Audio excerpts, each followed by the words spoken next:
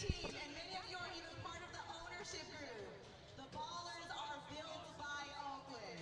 We're forever Oakland, and we are never leaving. This is Tampin. If you're ready for some Oakland Ballers baseball, let me hear you make some noise. And a very good afternoon, actually late afternoon, early evening to you. I'm Tyler Peterson. Welcome back to Raimondi Park. It's the first of a 6-game series after the Ballers won their 10th straight series in Rocky Mountain last week. 4 out of 6 against Colorado Springs. Nevada Cone alongside me. You were there, Nevada. Ballers are now 60-18, which is nuts. But there you have it. Yeah, it was the worst pitching series of the year for Oakland. They still win 4 more games and the series against the Vibes with a Sunday win in which the Ballers blew a 12-1 lead and still pulled it out despite not having a hit in the inning, the 9th, in which they scored the go-ahead run. Well, not only did Oakland bring back 4 wins from Rocky Mountain, they also brought back a new right-hander from Rocky Mountain, a trade for Malik Binns, which has sent 3 first-round picks next year to Rocky Mountain, which is not an insignificant trade at all for Oakland to make, considering they've gotten quite a few good players from that draft. But for the lineups, we're going to send it over to our PA man, Tarek Ansari, for our runouts. Now it's time to meet the starting lineups for your Oakland Ballers. They're announced by manager Aaron Miles. Leading off the shortstop, number 3, Tremaine Cobb. Batting second, the right fielder, number 9, the former Laney College Eagle, Isai Santos. Batting third, the first baseman, number 29, Christian Almanza.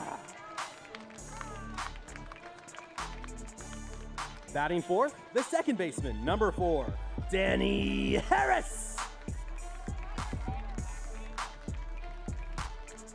Batting fifth, the designated hitter, number 15, Cam Buford. Batting sixth, the catcher, number 7, Dylan Tatum. Batting seventh, the center fielder, number 11, Davis Struick.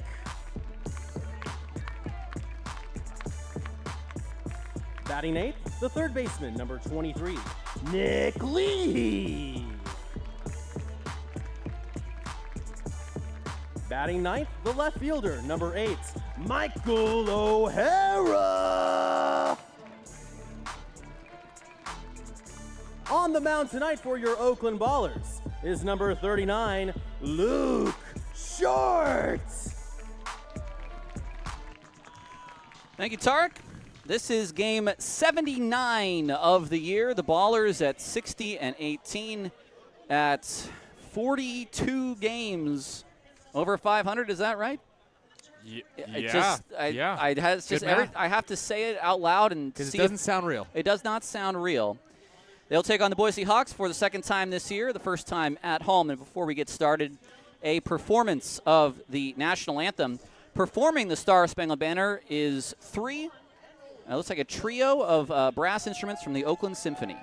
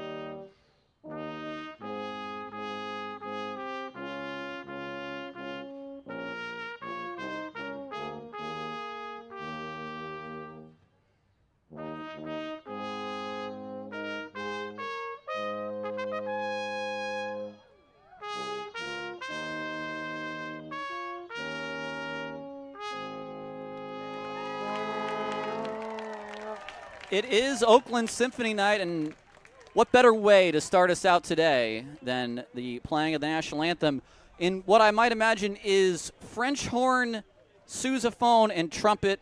Those are my best guesses, but we're actually going to have the music director, Kedrick Armstrong, on the program later. Program? Is that what this is? Yeah. Presentation later in the third for our celebrity third inning.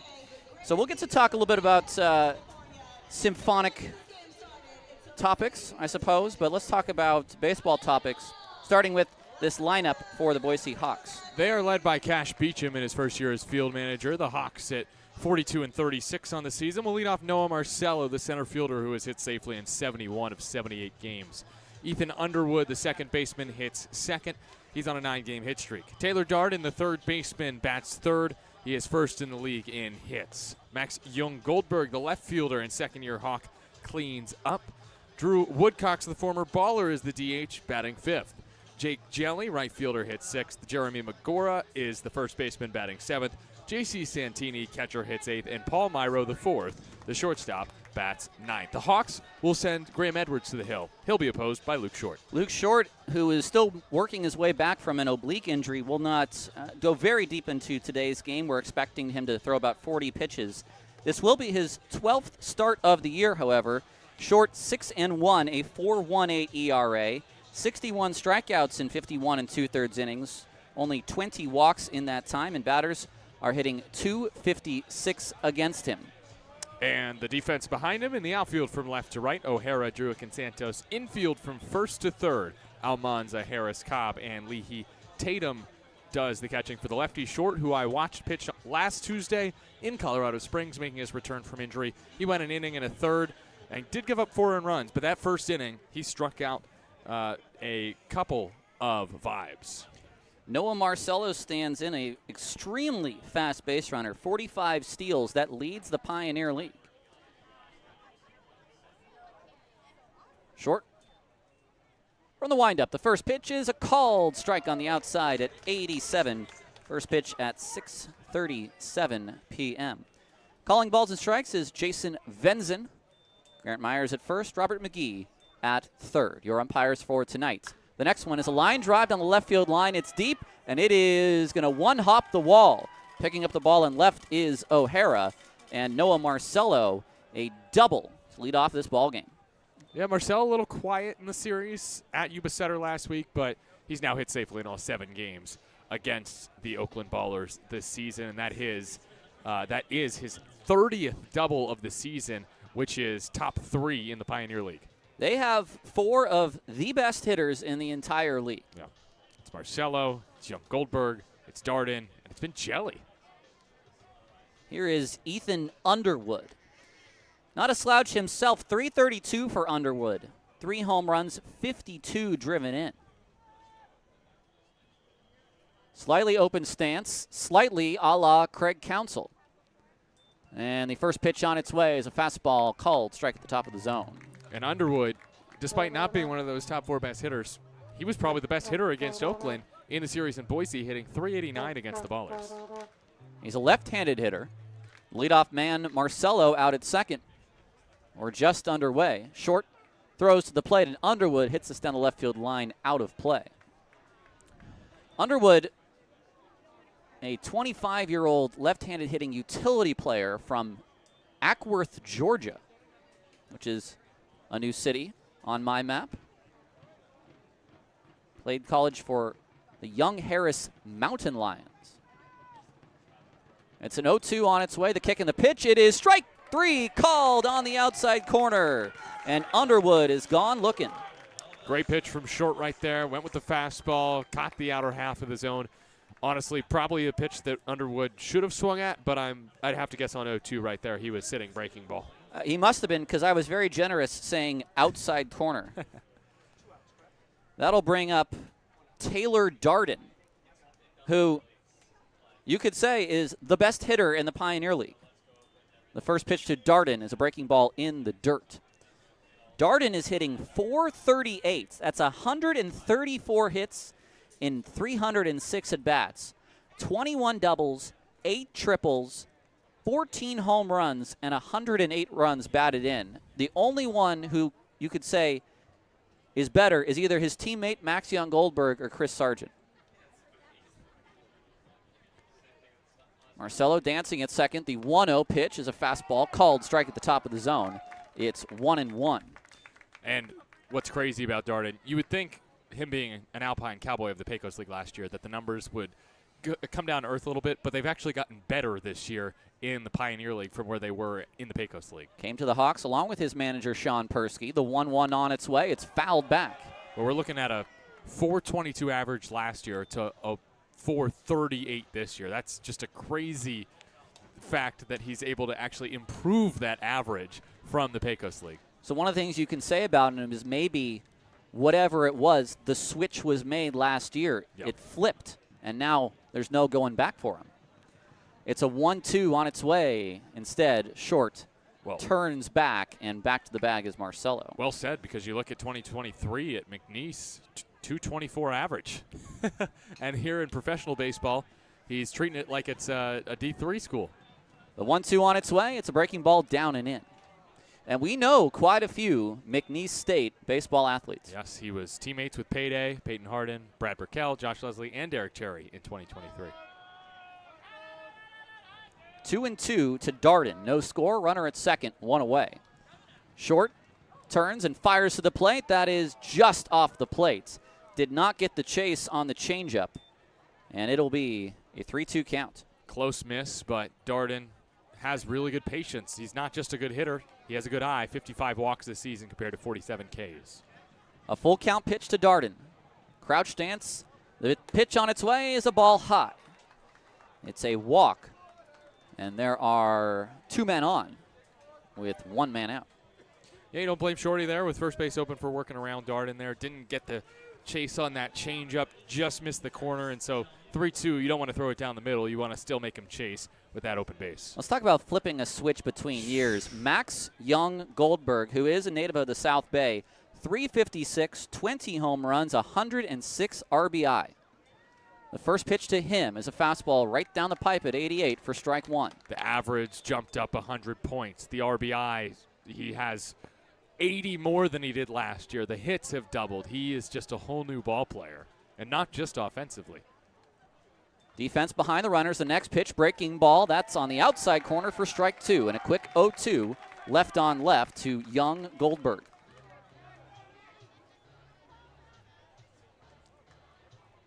He's from Palo Alto, 6 feet tall, 205, a second-year Hawk.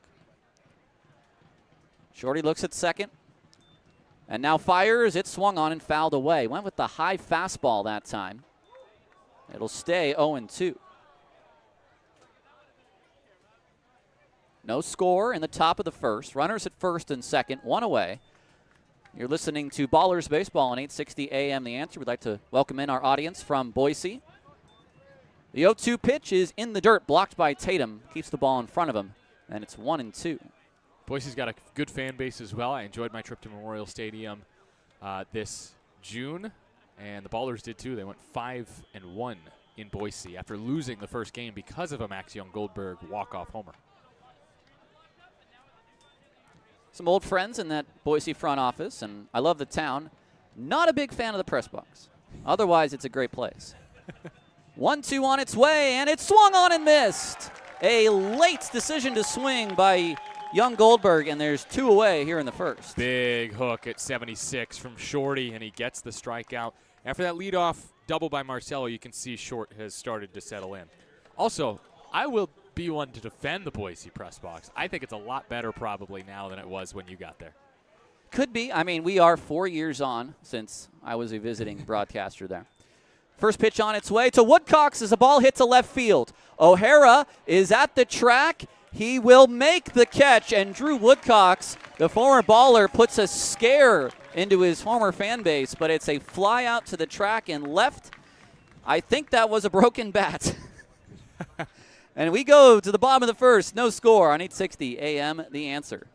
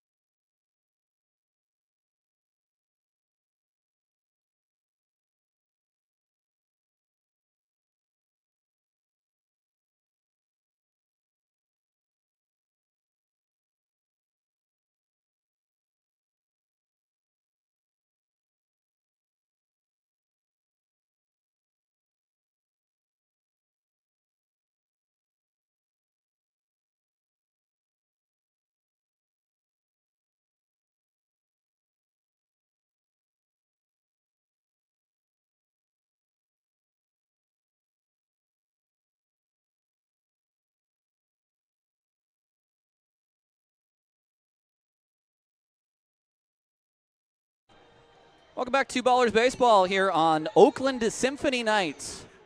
No score in the bottom of the first. You heard about the lineup already from our PA announcer Tarek Ansari. We'll see Cobb, Santos, and Almanza here in the first inning.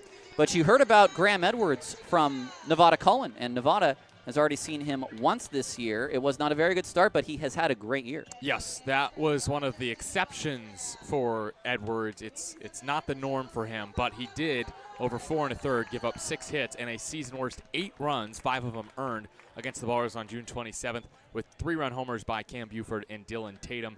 Edwards, the right-hander, 6'3", 205 from Woodruff, South Carolina, has a 4.2 ERA, 6-1 record, 11 appearances. This is his 11th start, 12th total appearance, 60 innings, 50 hits, 28 walks, and 62 strikeouts. Here's Tremaine Cobb. He's at .315, 6 home runs, 39 RBI for the Oakland shortstop.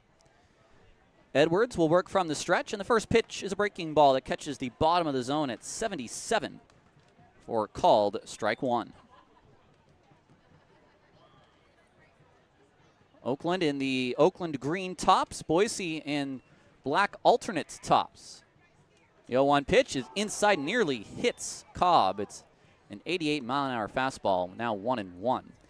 The defense, Young Goldberg in left, Marcelo in center, Jelly in right. Around the diamond third to first are Darden, Myro, Underwood, and Begora, with Santini behind the plate. The next one does hit Cobb. It's a breaking ball that catches the inside of the jersey, and Oakland has its leadoff man on in the first. I am interested to see what Edwards we see today, because he had a streak of 4 straight quality starts, 5 total this season, but that streak was snapped on the 7th of August, and he clearly wasn't himself, giving up 5 earned runs over 4 innings and 1 homer. That snapped that streak. Also, he has not pitched since August 7th, so he skipped a start and perhaps is dealing with sort of an injury. Here is Santos, 275 for Eastside, 10 home runs, 42 driven in. Decent lead for Cobb at first, and the first pitch to Santos is a called strike on the outside corner. Edwards employing the slide step early. See how much that influences the Ballers' running decisions. They did run an awful lot in Boise last time. The pitch to Isai is low.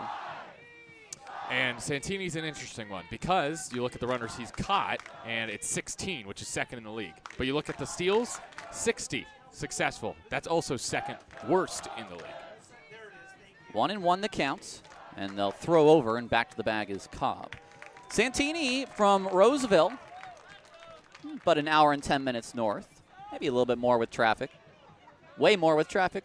Way more with traffic, okay, says Tark, who is a native of the 916. Breaking ball, that catches the corner. It's strike 2, 1-2. Played ball at St. Mary's College, albeit a few years before the members of the Ballers Gales did. We are missing a couple former Ballers on this team that we saw earlier, John Pyle and Colton Horner. The 1-2 on its way is outside and away. Looks like the changeup there from Edwards. It's 2-2. And ironically, the last ever at-bat of the season for Horner against the Ballers will be that 9th-inning homer that he had to make it a 2-run game in that Sunday game in late June. And we can feel good about it because Oakland won. Yes. The 2-2 pitch on its way to Santos. He looks at strike 3, called on the outside, 88.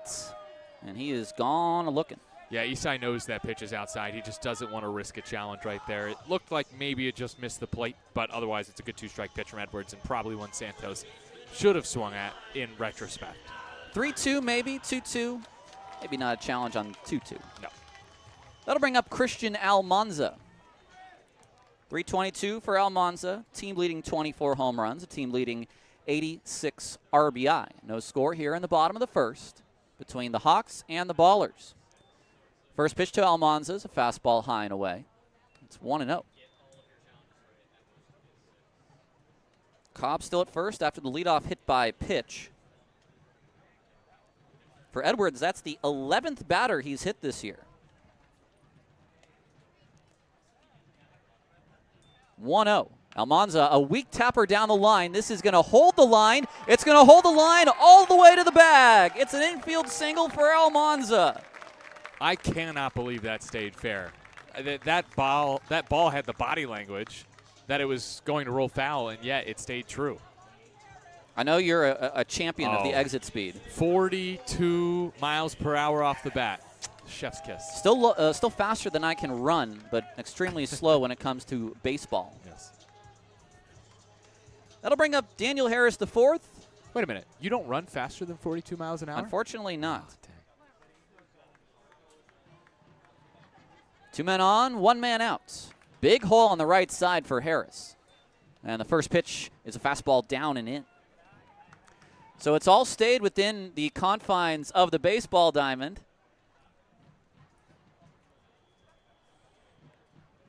A hit by pitch and an infield single. A double look from Edwards, and now the pitch to Danny is down low. It's 2-0. The Hawks have had some turnover on their pitching staff this year. However, Edwards has been, I think you can say, the most reliable option they've had from start to finish. The 2-0, Danny, a line drive to left field. That's a base hit over his young Goldberg. He won't be able to cut it off. Scoring on the play is Cobb, and Harris, an RBI double to give Oakland the lead here in the first. You got a change up there inside. It was a bit of a hanger, and he smashed it 109 miles an hour off the bat. I mean, that thing had flames coming out the back of the baseball. Harris continues to hit well against Boise. He's now hit safely in all 7 games against the Hawks this year. I think one of the most unexpected home runs of the year was the 3-run shot in the opening game of this series that the Ballers lost. Here's Cam. Buford takes a off-speed pitch low for ball 1. So 1-0 Oakland. Now back-to-back hits for the Ballers. Second and third are the base runners, and the DH, Cam Buford, who had a couple of good series back-to-back. Nevada not happy he was not named Pioneer League Player of the Week, and now he sends one down the left field line, but he has hooked that foul. My only question is, did that hit the van that was speeding by from left to right? Wow. Down Campbell. That was a shot down the left field line. A loud strike as far as Edwards is concerned. That's another hanging off-speed pitch. Defense still playing back, and the pitch is in the dirt. Stopped by Santini. A nice little slide by Santini there to catch that fastball. Yeah. Now, I will say, this is the part of the order that probably instills the most fear in Edwards. Buford and Tatum, the two that took him deep, both with 3-run homers on his start on June 27th. A 2-1 to Buford. A line drive on a hop past the glove of the shortstop. It rolls all the way to the wall. 2 runs will score, and Buford to second on a 110-mile-an-hour hot shot double. It was either going to go through Myro or past him. One way or another, it would have ripped a hole in the glove. 110, you could see Myro wanting to field it, but not wanting to put his body on the line for that baseball, and it just was scorched past him. That's now 2 balls hit at 109 miles an hour or more in this inning, and the Ballers do it on back-to-back batters, Harris and Buford. Buford, who now has 5 RBI on 2 swings against Edwards this season. He is consistently one of the hardest hitting members of this Oakland offense, and Buford does it again. I mean, there's very little you can do against that. I mean, that is just a wicked hop. And, again, if you're not already in front of that ball, you don't have the reaction time to get there. That'll bring out Sean Persky for Boise, who is the pitching coach. He was the hitting coach at the beginning of the season, but Brian Clappy at some point left between series between the Ballers. So now it's Persky, who was the manager of the Alpine Cowboys for the last few years, in Texas in the Pecos League, who is now the pitching coach for the Boise Hawks. And I don't know what you say to Edwards at this point, because, man, the Ballers are just seeing the ball off of him. It's 3-0 Oakland. Buford at second, 1 away here in the first. The first pitch to Tatum. It's a fastball that's just off the plate. It's 1-0. It's challenged. Oof. That's a very close pitch. It's confirmed a ball. It did not miss by much. That's a really good pitch. 90 miles an hour, the fastball in the outside corner. But it did just miss the corner, according to TrackMap.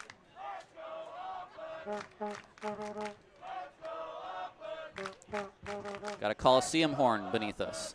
The 1-0 to Tatum is a fastball high and in. Now, 2-0. We all know the run Yes, that Tatum went on say. in late June, and much of that was against this Boise team. This season, he's hitting .550, 11 for 20, with 21 RBI against Boise. Good night, Nurse. 2-0 on its way. Tatum pops this up behind home plate, and it is out of play. On top of the press box, one of the few we've ever had. Did Tarek get it? Well, on a couple of hops. Yeah. It was laying there, but Of course. all right. Are people booing Tarek? Did he? What happened afterwards? 2-1 the counts to Tatum. There goes the runner to third, and Buford has it stolen. The pitch is off the plate. It is 3-1. So runner at third with one out, and that may now, on 3-1, bring the infield in. Here they come. I wouldn't exactly want to be playing in on 3-1 with Dylan Tatum at the plate, but he's forced their hand. Pitch to Tatum. He looks at ball 4. Wow. That was a tough pitch to take, let me tell you. That was, again, like the pitch that was challenged, just inches away from being a strike according to TrackMan, and yet he took the 89-mile-an-hour heater south of the zone. Now, if you are watching on our YouTube, I believe we do have a display of the grid. Ooh. And I would like to remind you, with the Pioneer League rules, the grid is not actually the zone. It is a representation of the zone, and there is a automatic marker which will mark whether it is a strike or a ball. It doesn't depend on where the ball is in the zone. The first pitch to Druick is ball 1 above the zone. I think Grand Junction is the best at displaying the strike zone marker. It's a red brick or a green brick. It either says in or out. It doesn't matter where on the zone it actually touches. Next pitch is down and away, which I must say isn't a great look, but we do understand the rules. Runners on the corners for Druick at 300, 14 bombs, 55 driven in. The next pitch is down and in. And right now, Edwards is not being given anything close. He hasn't exactly earned those calls right now. And now he's in a 3-0 count. Druick will watch strike 1. 3-0 Oakland. Runners at the corners, 1 away. Davis Druick has not had a lot of success against Boise this season, hitting just .208 against the Hawks, but does have 5 RBI. Edwards set. The 3-1. Druick swings and misses. Just a half beat late. Now, Druick had a weird series in Colorado Springs because had 5 hits, 3 RBI, a double, also pitched twice. Yes. So, quite the week. It's a full count. Edwards kicks and fires, and Druick hits one out to left field. Moving in is Young Goldberg. They could send Cam. The catch is made. They're sending Cam. The throw home is not going to be made all the way. It's a sacrifice fly. It's 4-0 Oakland. Druick just got the job done right there. Fly ball out to left field, medium deep, and with Buford speed, that's going to score him 10 times out of 10. I think there's 4 members of the lineup that you can send home on a ball like that. And I think Buford is probably A1 or 1A or 1B on that. Here is Leahy. First pitch. Breaking ball. Catches the inside corner. Actually, the fastball there. Take it back. It's 0-1. Runner at first. 2 away. 4-0 Oakland in the bottom of the first. This will be pitch 30 of the first inning for Edwards. The 0-1 is swung on and missed. 88 right past him. Looks like a pretty good sinker from Edwards, if that is indeed what it is.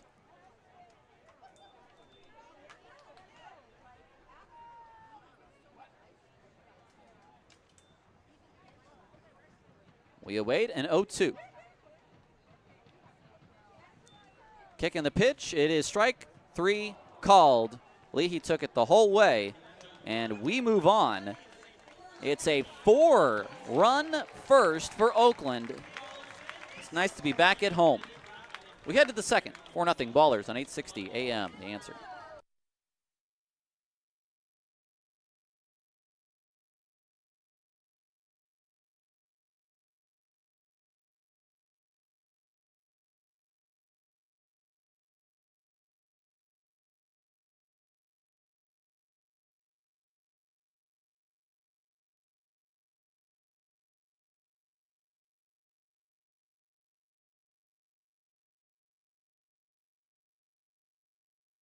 That's correct.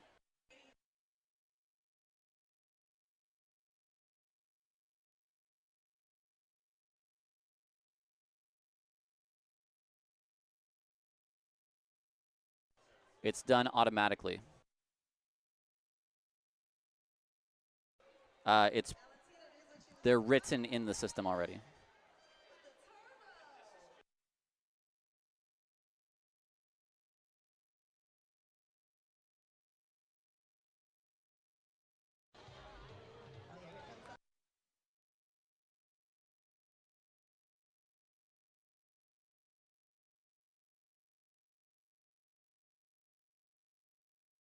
Welcome back to Ballers Baseball. We're here in the top of the second inning.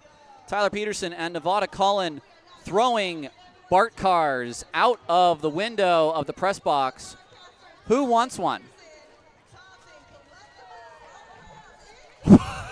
They're way too far. Well, one more. All right. Hope you've enjoyed your Bart cars, folks. Again, if you're listening on the radio, I'm out. If you're listening on the radio, you could also earn one. So all you have to do is let us know that you're listening, and you can come up and earn a Bart card. Okay.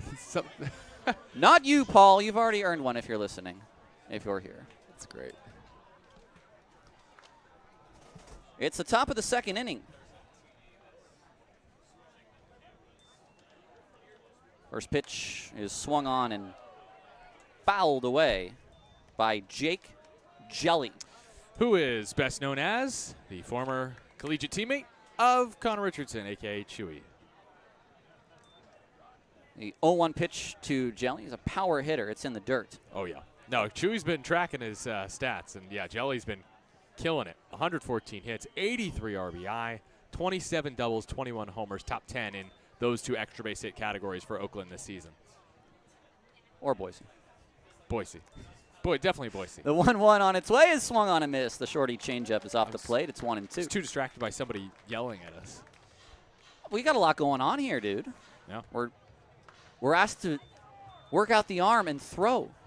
Now, I want to try to throw mine further. I was going to say it might not be the way the team asked you to throw BP, but I do get a little bit of a workout up here. It's a 1-2 to Jelly.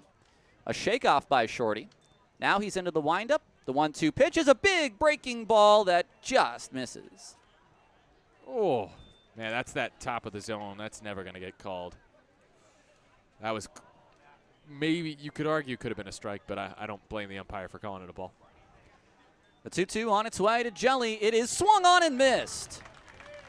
Already 3 strikeouts for Luke Short. The play is made at first to complete the strikeout 2-3. And there's one away here in the second. Yeah, I mean, this is what the Ballers are getting in getting Shorty back.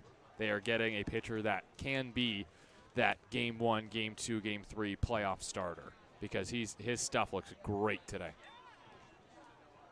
First pitch to Jeremy Begora is a strike one on the inside corner. Begora, the first baseman, at .325. Is there anyone that's not batting over 300 on this team? It is only Santini, to my knowledge, in the starting lineup. The 0-1 on its way. Fastball up and in. The Hawks did have a little bit of a tough time up in Yuba on the previous series. They were an inning away from a 6-game sweep, but they came back on Sunday and beat Yuba and the return of Connor Langrell. The 1-1 pitch is swung on and missed. That was a changeup off the plate. It's 1-2. And that's the same 1-1 pitch to back-to-back hitters and the same result. throw it every pitch to a righty if you're going to throw it like that. The 1-2 on its way. It's swung on and fouled back. This time, fastball in from short. And Shorty right now is just painting. I mean, you go outside corner to inside corner on back-to-back pitches with the changeup and the fastball. That's a recipe for success. The 1-2 on its way. The pitch to Begora is a breaking ball. Strike 3 called. That dipped down on the inside of Begora, and it's 4 strikeouts. Well, no pressure, Luke Short, but the next guy's the beer batter. 2 away in the inning, 4-0 Oakland here in the second.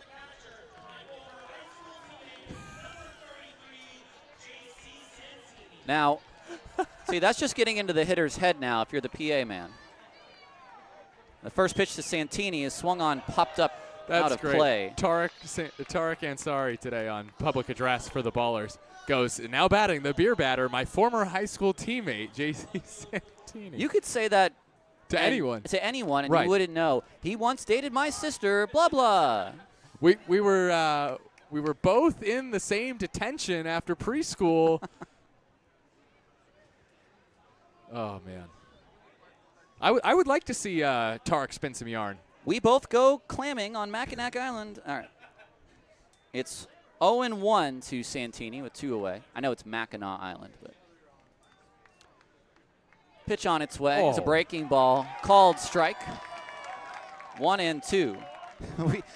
He was on my friends list on Club Penguin. All right, that's enough. That's enough. We 0-2 count, 2 away. Shorty to the plate. It is in the dirt. We took on worlds together in Pop Tropica. We fought alongside each other in the, I don't know. Give me a famous battle. Do you get the Club Penguin reference? Of course, I played, Okay. played Right. Club. That's why I brought up Pop Tropica. 1-2 pitch on its way to Santini. Short to the plate. It is down and in. Santini on the year at 277. He has a home run, 19 RBI. He last played for the Washington Wild Things in the Frontier League. He was teammates with Danny Harris for about a month. The 2-2 on its way. It is swung on and tapped off the foot of Santini. It remains 2-2. Full house tonight at Raimondi. There's going to be, if Short gets Santini here, there's going to be a floodgate opening towards the concession stands.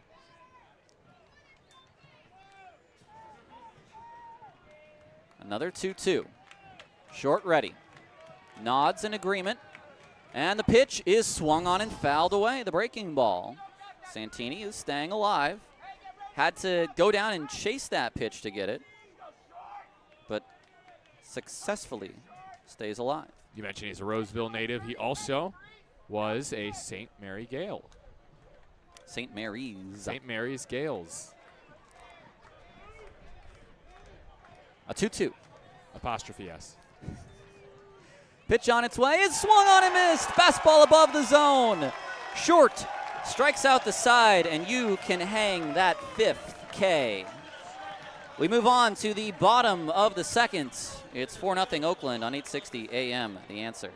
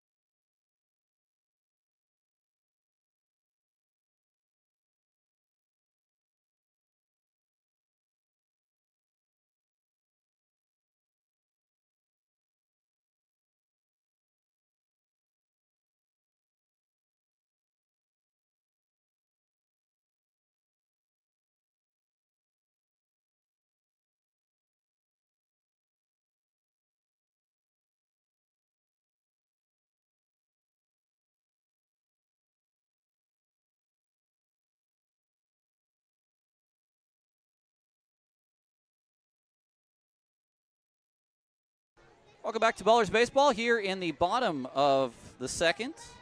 Nevada. Yes. What happened today? Today, the Ballers and Boise Hawks played a baseball game, but that was not the case 20 years ago because it's time for this day in Oakland baseball history when the Ballers did not exist yet, but the A's did. And the final score today in Oakland baseball history in 2005, 4-0. A's beat the Royals. The Royals establish a franchise record losing streak with their 19th consecutive loss, tying the club's mark by dropping its 12th straight road game. The 38-82 squad needs 2 more defeats at that time to match the AL record of 21 losses in a row, accomplished by my favorite team, the 1988 Orioles, and 4 more to tie the Major League mark of 23 endured by the 61 Phillies. So 05, it was McAfee Coliseum. It's kind of Kansas City history today, but hey, the Kansas City had the A's before Oakland, so it's fitting. Here's the former Boise Hawk, Michael O'Hara. Face off against Edwards. The first pitch of the second is a called strike on the outside. 31 pitches for Edwards in that first inning. It led to 4 runs on 3 hits, no errors, and a man left on base. O'Hara, good to have him back. 30 hits and 86 at-bats. As he, a bit of a half swing there. It's 0-2. O'Hara got to face off against a former teammate in Colorado Springs, facing off against the Vibes' Evan Kowalski, who was a Vibe, who was a Boise Hawk for, I believe, 3 years.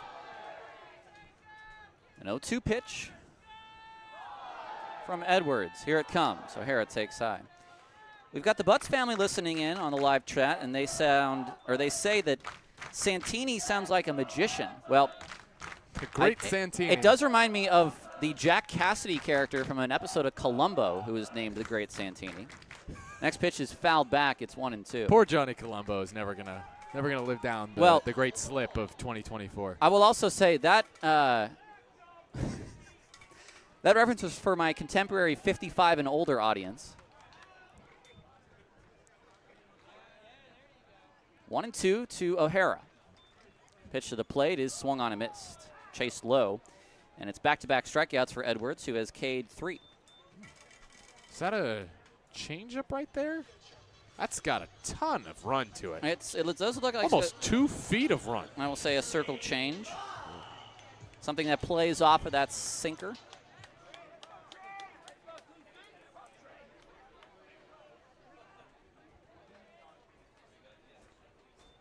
The first pitch to Cobb is a strike at the knees. It's 0-1. Cobb led off the game with a hit by pitch, came around to score on the Harris double. 4-0 Ballers heading to the second. The next pitch is fouled away, 0-2.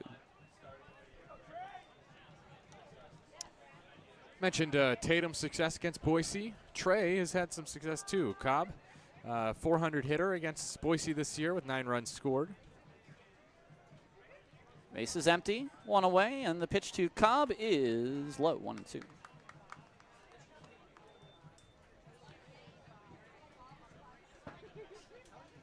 Yes, the new mid-inning graphics, those are all courtesy of our streaming partner, Verge, and the great Gage with us today. 2-hopper to the second baseman, Underwood, who throws on to first. We're out number 2. We got Gage and Vince with us, along with Ben. Gage Dana, I believe. Unless that's the first part of his last name. I think I saw it in. No, that is correct. Gage Dana. And Vince, last name, In the Bay. Find him on TikTok. Here's Santos. 2 away, base is empty. 4-0 Oakland here in the second. First pitch is off the plate.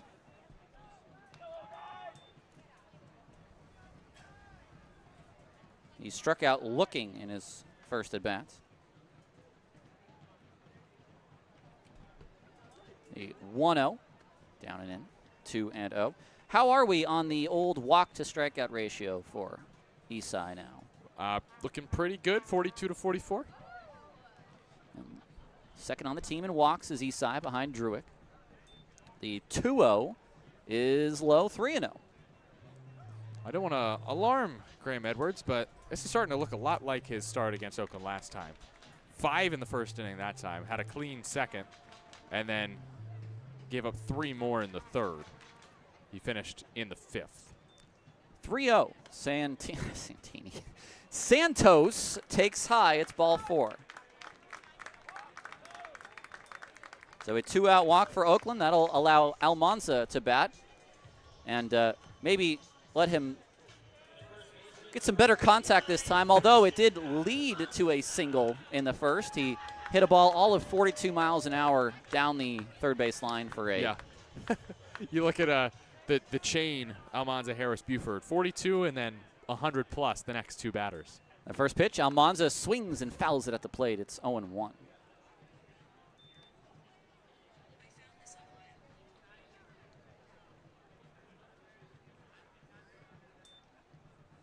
Almanza now has a 5-game hit streak, 9 for 16 in the series in Colorado Springs with 10 RBI.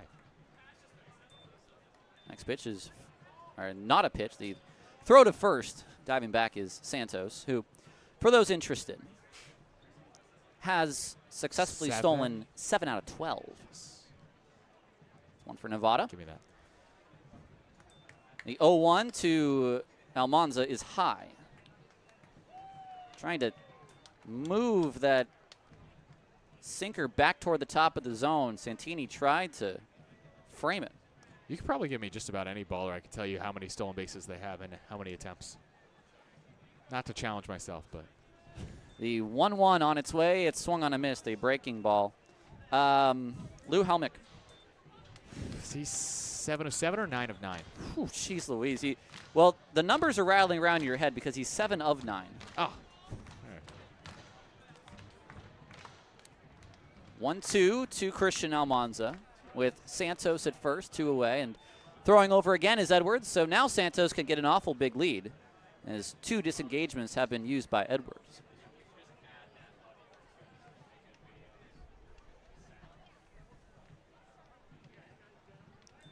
The 1-2, Almanza off of the behind of the pitcher, Edwards, and he is going to have his second infield single.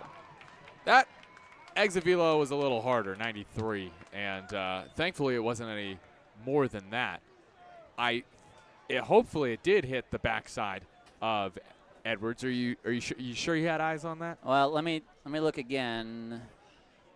Yeah. It looked maybe off the side of his hip.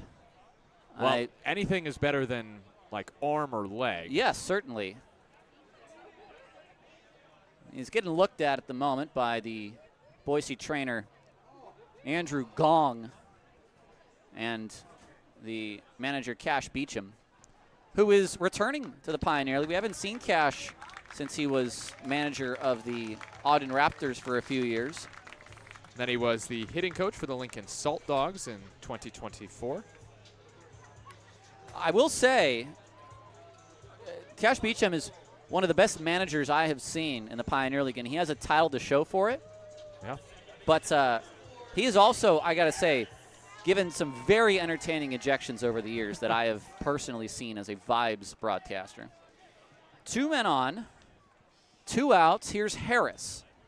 First pitch, Harris swings and misses, chased very high that time. It's 0-1. Now, are we talking Earl Weaver level ejections or not quite there? Something of that matter. Yeah? Okay. Blowing kisses and, putting dirt on the plate. I mean, it's just Good. some Theatrics? real good. Yeah, real good stuff. The 0-1. That's a slider just off the plate.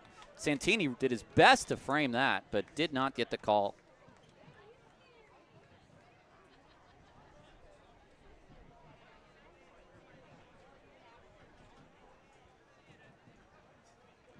One and one the count. Harris waits on Edwards. The kick in the pitch, the 1-1 is a fastball, high and away. Edwards is going to feel like he's getting squeezed. He's just been barely missing most of the time when he's missed.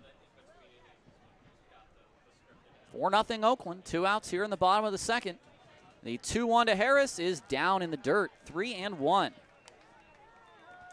It was his RBI double that gave Oakland its first run in the first. The man on deck doubled in 2. That's Cam Buford.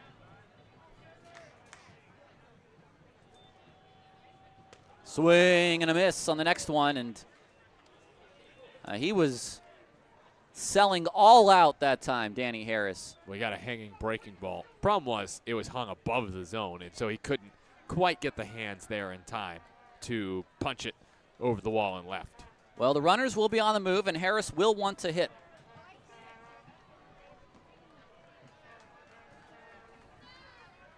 Three-two.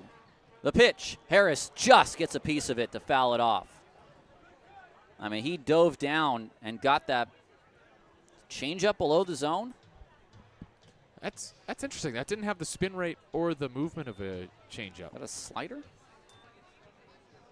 Whatever it was, Harris hung in there. Another 3-2. The runners are on the move. The pitch to Harris is swung on and fouled away again. My guess would be on the previous pitch, cutter. Okay. Had the spin rate close to a fastball. Well, he's certainly making Edwards work. This will be pitch 8.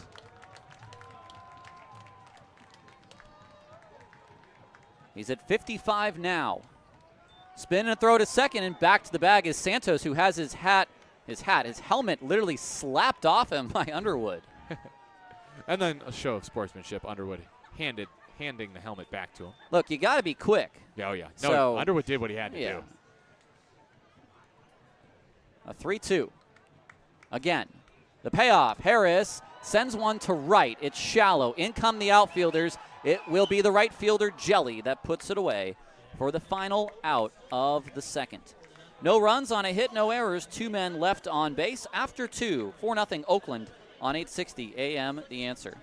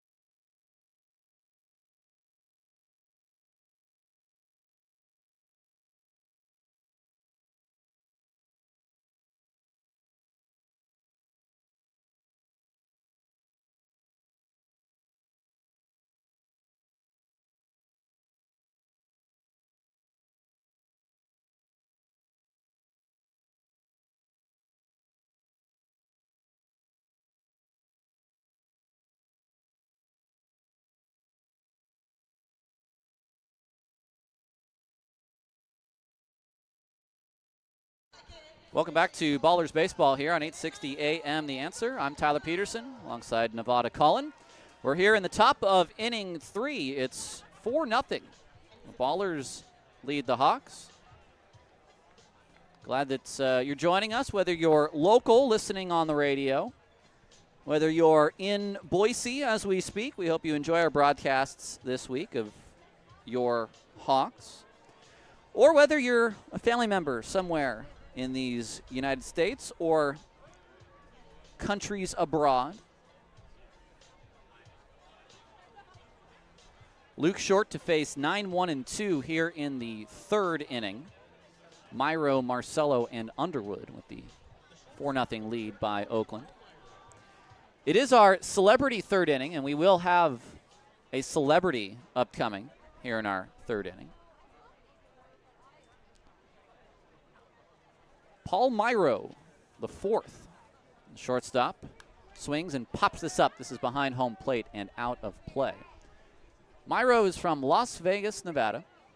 Went to the University of Las Vegas, Nevada. Or University of Nevada, Las Vegas. A running Reb, I believe. 0-1, fastball high and away, 1-1. Myro on the year at .342. 18 doubles, 61 driven in. The 1-1 on its way. A big breaking ball is in for strike 2.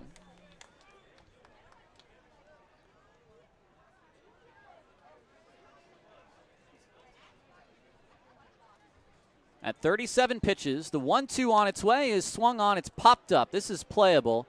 Over is Almanza near the bag in fair territory.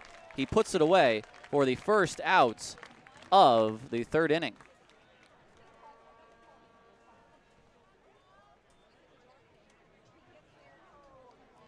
And as I teased earlier, this is our celebrity third inning, and our celebrity today is the music director of the Oakland Symphony. It is Oakland Symphony night, and a man who threw out the first pitch tonight, Kedrick Armstrong. How you doing, Kedrick? I'm doing great. How are you? I'm doing well tonight. Ballers are up 4-0, so that's always a nice start as Marcelo fouls it away. And I want to ask you, growing up on the East Coast, your relationship with baseball, maybe a family of Braves fans? You know, it's actually crazy. I grew up not a family of Braves fans, but a family of baseball players. So I actually grew up around baseball. My mom and all of her siblings played baseball on a sort of minor league local team. But luckily, I found music. Yes. So, yeah, this is fun. I hope I did them proud with the pitch today. The 1-1 on its way. This is hit out to center field. Druick stops, and he will make the catch. Center fielder flies out to center fielder for the second out of the third. 4-0 Oakland here in the third. It is our second annual Oakland Symphony Night. That's not something that a lot of baseball teams can say they have, a symphony night, but we do. It's a great partnership. I was wondering, the best guess I had, could I call them a brass trio for the national anthem? Yeah, a brass trio. Okay. Yeah, trumpet, horn, tuba. See, I had, what did I say? I said trumpet, French horn, and sousaphone. Oh, I mean, sousaphone, tuba, they're practically the same thing. Okay. Yeah, it's practically I wanted to see how close I could get. It's practically the same thing. Ethan Underwood, who is 0 for 1 today, will look at strike one, 1-1 the count. I do understand that your 25-26 season is about to start. Let's pause for a selfie. No, Laura? All right. The next pitch is down low. The 25-26 season is about to start. Yeah. And I know you guys are very excited about sort of the lineup that you have. What can you tell us about what we've got going on very soon? Oh, yeah, some really incredible things. We have a couple of commissions, so new pieces written specifically for the Oakland Symphony, including a work by one of my favorite local composers, Kava Menzies, who some people might know. She's writing a piece for our Oakland Symphony Chorus and Orchestra. Some really other really incredible projects. Verdi's Requiem, one of the great choral orchestral works. So, yeah, a lot of really cool things, some new things, some old favorites. I think there'll be something for everyone this year, including a Whitney Houston tribute in December. Oh, wow. Here's a ball out to left center field. That's going to be a double for Underwood with 2 outs. We're speaking with Oakland Symphony Music Director Kedrick Armstrong. I'm just very curious because I'm not a patron of the symphony myself, so I do have what might be rather simplistic questions for you. Go for it. But it does appear to me, as Aaron Miles is coming out, looks like Luke Short has hit his pitch count for today. So we are going to get a pitching change with 2 outs, but we'll keep it here for our conversation with Kedrick Armstrong. You talked about the commission by Cara, and I believe that's paired with Verdi. Right, yes. Now, does that sort of go to the testament of music, of it being timeless, that you have one piece by a composer who was born before photographs were available or were even created, right? And then another one who has an Instagram account. Exactly. Bringing those two pieces together, yes. I find it very fascinating that it is timeless pieces that still stand true today. Yes. It's timeless pieces. Our ability to be able to tell the same stories across time, I think, is a really beautiful thing.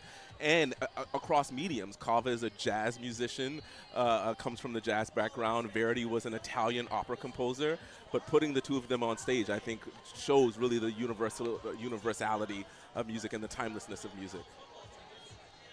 We're speaking with Oakland Symphony Music Director Kedrick Armstrong. Now, you're a recent Bay Area-ite. Yes. And I would like to know, it's a little over a year, correct? Yeah, a little over a year. What has been we were having a discussion actually a couple of days ago with someone who was employed by the Berkeley Rep, who was also recently a year old in Oakland and in the Bay Area. What has it been like taking in the culture of the East Bay and sort of maybe either adapting it in your own life or how you go about selecting the music, how you Is there anything, any kind of Yeah. crossover there? Yeah, I mean, absolutely. You know, year one was a lot of listening, a lot of trying to figure out who my community really was. I was so lucky that I was really embraced by this community when I first got here, so it made it really easy. But yeah, I mean, I absolutely love Oakland. I love the Bay. Couldn't imagine being the music director of an orchestra anywhere else. It's been an absolute treat. I will say, and again, my knowledge is not great, but I was very shocked to see that there are master's degrees in conducting. In conducting, yes. In conducting. Yes, You got yeah. one from the University of Colorado Boulder. I did, yes. How much do you rep the Buffs? It's funny. I mean, I probably should go harder for them. It was a brief 2-year stint in my master's. But, yeah, master's in conducting is a really strange, bizarre thing, and every program is different. Every teacher is different. But conducting is sort of one of those things that you can't learn unless you actually have a group of people in front of you. And as a young musician, the only way to sort of guarantee that is to go to school where you have a team of colleagues. Caleb Franzen into the ball game facing Taylor Darden. It's 4-0 Oakland here in the top of the third. Franzen, the lone lefty in the bullpen, 3-0, 28 appearances, a 4.21 ERA. Darden in a 2-0 count with Underwood at second. 2-0 pitch is a breaking ball on the outside corner for strike one. The runner at second is Luke Shorts, 2 2/3 for Shorty, still making his way back from injury. He allowed the 2 hits, no runs, a walk, and 5 strikeouts. Darden walked in his first plate appearance. The 2-1 on its way is high and outside, 3-1. Now, as a conductor, help me out. Yeah. So, practice with your group. They've got the music in front of them. Mm-hmm.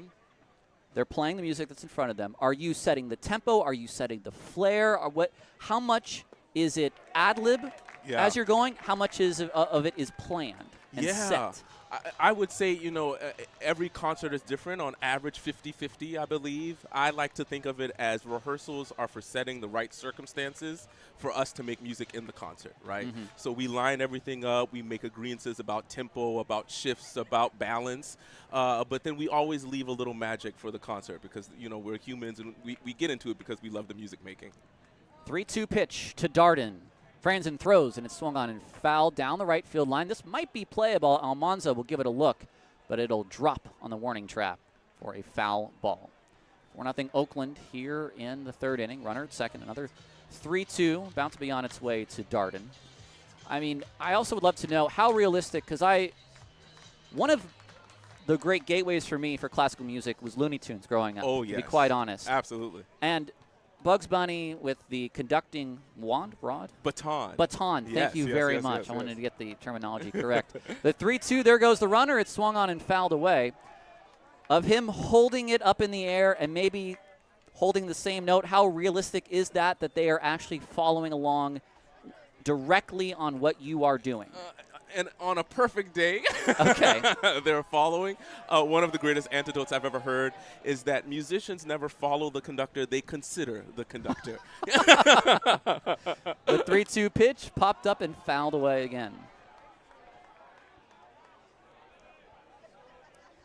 4-0 Oakland. We're still speaking with Oakland Symphony conductor and director of music, Kedrick Armstrong. A full count to Taylor Darden, who has 108 RBI on the season. The 3-2 pitch. Franzen to the dish. It is low for ball 4. And Darden draws his second walk of the game. How was it that you got into this discipline? Because I love music. I love some classical music. But as a career, how did it draw you there?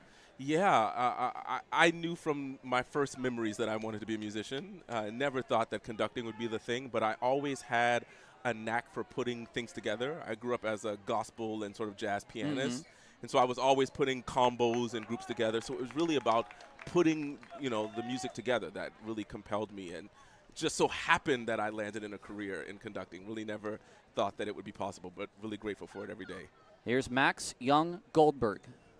It's an 0-1. It's swung on a miss. It's an 0-2. I do have a question from our listening audience. Yeah. Rick would like to know, chamber music, must it always be less than 10?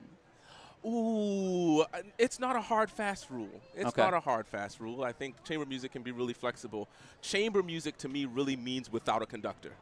Okay. Right. So I think any size ensemble can sort of be a chamber ensemble. It's really about making music together without one particular leader that I think, for me personally, is what really makes it chamber music. 2 outs, runners at first and second for the Boise Hawks. And their main man, Max Young-Goldberg, at the dish. It's a 1-2 count. Franzen kicks and fires, and it's swung on, hit to right field over is Santos. He's going to have to play it on a hop. This will score a run, and Max Young-Goldberg has his 107th run batted in. A dangerous duo between him and Darden, and it is 4-1 Oakland. That'll bring up former baller Drew Woodcocks. I'm interested to know, too, because there are so many musical ideas when it comes to classical music. How does it not become stale? Because for classical music, that really has spanned it over the years. Yeah. Are we not going to eventually write all the music that there is to be written at one point? You know, Because notes strung together in a right. particular order Yeah. have a particular sound. And one thing might remind you of another. How do composers keep ideas fresh? Yeah, I think that's such a great question and something that I talk to my composer friends about a lot. Bringing your own personal experiences. And so I think classical music will never become stale as long as conductors, arts organizations continue to create opportunities for people to write and explore music that brings their personal backgrounds, their culture, their stories, because we're all different. We all have different stories, and they're all worth being told on the stage. So that's what keeps it fresh for me. Drew Woodcocks fouls us off of his foot. It's 0-2. The former baller, the DH today for the Hawks, flied out to left field quite deeply for the final out of the first. He has runners at the corners with 2 outs in the third. Franzen set. The pitch to the plate is strike 3 called on the inside. And Franzen gets out of the jam. Only 1 run scores. And we move on to the bottom of the third. It's 4-1 Oakland. Kendrick, can you stick around through the break? Oh, absolutely. All right. I'd love to. We will be back on 860 AM, The Answer.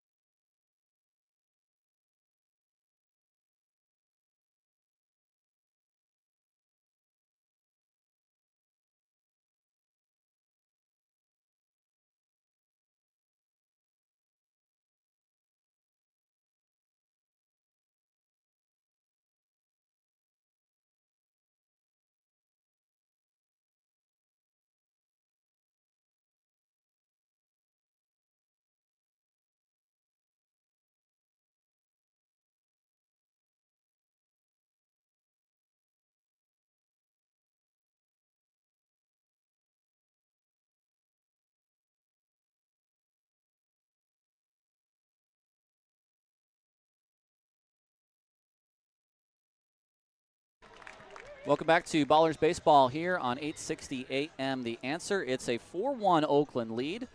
I'm Tyler Peterson alongside our celebrity in our celebrity third inning. This is Oakland Symphony music director and conductor, Kendrick Armstrong, pardon me.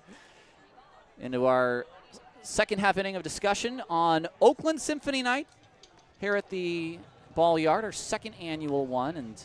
And tickets for the upcoming season, if folks are interested, how can they be purchased? Yes, they can be purchased online on our website, oaklandsymphony.org, or they can call our offices as well to purchase them. But yeah, please come out.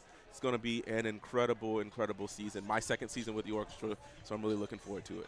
I do believe you do have a piece by Beethoven somewhere in the season. We do have another question from our listenership. We have another person who wants to know, how did Beethoven compose whilst blind? Oh, yes. So Beethoven actually was deaf, and he lost his hearing, and that was a big part of his journey and his storyline. And there are all kinds of stories. One of them is Beethoven cutting the legs off of his piano so that the piano would sit on the ground so that he can hear the vibrations through the floor as he was writing the music. So, wow. I mean, really incredible. 1-1 to Cam Buford. Buford, Tatum, and Druick against Edwards. Boise has a run back. Next pitch is down low. Now, getting into classical music, I would love to know what pieces really brought you in, because there are certain, Holst's The Planets is a favorite of mine. Okay. And is generally well known, and was, let's say a John Williams inspiration. Right, yes. But is there something along your journey that you really connected with? Yeah, one piece in particular, I remember being a sophomore in high school, and Gustav Mahler's Fifth Symphony, I would still remember it was the Berlin Philharmonic conducted by Sir Simon Rattle. And this piece was one of the first major orchestral works that I ever heard, and it completely changed my life. I think it truly set me on the path of wanting to become an orchestral conductor. And there are, of course, different, let's say, genres. You might think, Rachmaninoff is too dreary, too slow. Yeah. There, you might think 3-2 pitch, Buford down the line but foul. Maybe Tchaikovsky too buoyant. Where do you sort of fit in sort of the genres of classical music? I feel like it's hard because personally I think I gravitate towards the more romantics, the more lush, the more grandiose music. But as a conductor, I feel like one of our greatest jobs is to be a chameleon, and no matter what I'm on stage conducting, to be the biggest champion for that piece. So the joke that I like to tell people is that I champion music from Monteverdi, which is early, music from the 1600s, all the way to living composers. I try to keep my fingers in all of it. 3-2 to Buford. That's fouled back. I'm just looking at your season opener, Dave Ragland Premier, plus the Firebird, which is Stravinsky. How much of, and I asked you something similar to this earlier, but I'd love to know, for those composers like Ravel and Stravinsky in your first opener, as Buford fouls it back again, how much of you is in Piano Concerto for G or the Firebird Suite? How much of your conducting are you putting in maybe your arrangement or flair of that piece? Yeah, my interpretation. Your interpretation of that, thank you. Yeah, no, that's a really good thing. It's one of the beautiful things of being a young conductor in this field is that I'm doing so many things for the first time. And so it's sort of a learning curve. I like to think, with a composer like Ravel, who has so much interest in jazz, yes. I bring my background as a jazz and gospel musician to that music. Do you feel that there's an appropriate level that you're allowed to put your own on there as well with some of those composers? Oh, yeah. And I think this is sort of what makes it, keeps it fresh, too. Buford to center field, and that's a base hit after a long at-bat and a leadoff single here in the third. It's 4-1 Oakland as the leadoff man here in the bottom of the third, Buford, singles. We're still continuing our discussion with Kedrick Armstrong, the music director for the Oakland Symphony on our Oakland Symphony night. Then I'll bring up Tatum, who walked in his first at-bat. Is this your first Ballers game? No. Luckily, I was here last year for the first annual Oakland Symphony night at the Ballers game. I've come to a few games in between there. So, yeah, I'm a huge fan. Glad to be here again tonight. I was going to say, you're in a jersey tonight. I am. It doesn't seem like this is your first night wearing that jersey. No. So, yeah. 1-0 to Dylan Tatum, the Oakland catcher, who last time he faced the Hawks, he had a huge series. Breaking ball below the zone, 2-0. Runner at first is Buford, who already has one steal in this contest. Edwards at 68 pitches on the night and just 2+ innings of work. Kick in the pitch. That is a breaking ball that touches the bottom of the zone on its way down below the zone. It's strike one.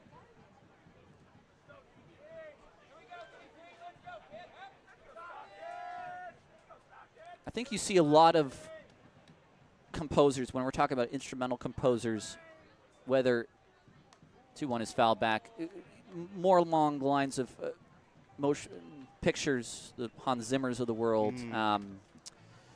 Is that the way that most composers now make a name for themselves is through Hollywood per se, rather than the theater. Yeah, the concert stage. We like to call it concert music. Okay. Yeah. You know, it's such an interesting split. I think, you know, there is sort of interesting dichotomy between composers who find themselves working in one mean or the other. And even I think there's a new generation of composers who are able to cross over between the two to find their sort of space and way between the two, which is also really incredible. I think it enriches each other. Half swing by Tatum. It's strike 3 called, and Tatum wants to challenge. It was a bit of a late challenge. It was allowed. It's confirmed a strike by Tatum, and he is gone looking. So for Edwards, that's strikeout 4, and 3 of them have been backwards Ks. Did you enjoy that one? That's perfect. I love that. We like to have fun here with the I think you should leave references on the board. That'll bring up Davis Druick, a 4-1 Ballers lead here in the bottom of the third. Cam still at first base, although he's got a good lead. Not running here, and Druick swings and misses over the breaking ball. Now, you grew up, as you said, in a family of baseball players. Did you play yourself growing up as a child? I didn't. You did not? No. I found music very early and latched onto it for dear life. And luckily, I had parents who allowed me. They never pressured me to do sports. They sort of let me find my own path. 0-1 is fouled away. Are there any pieces that when you hear them in media, you're thinking, oh, I'm not using it again? Ride of the Valkyries, spoke, I can never say it right, Zarathustra, I believe. Oh, also Sprach Zarathustra. Thank you. Yes.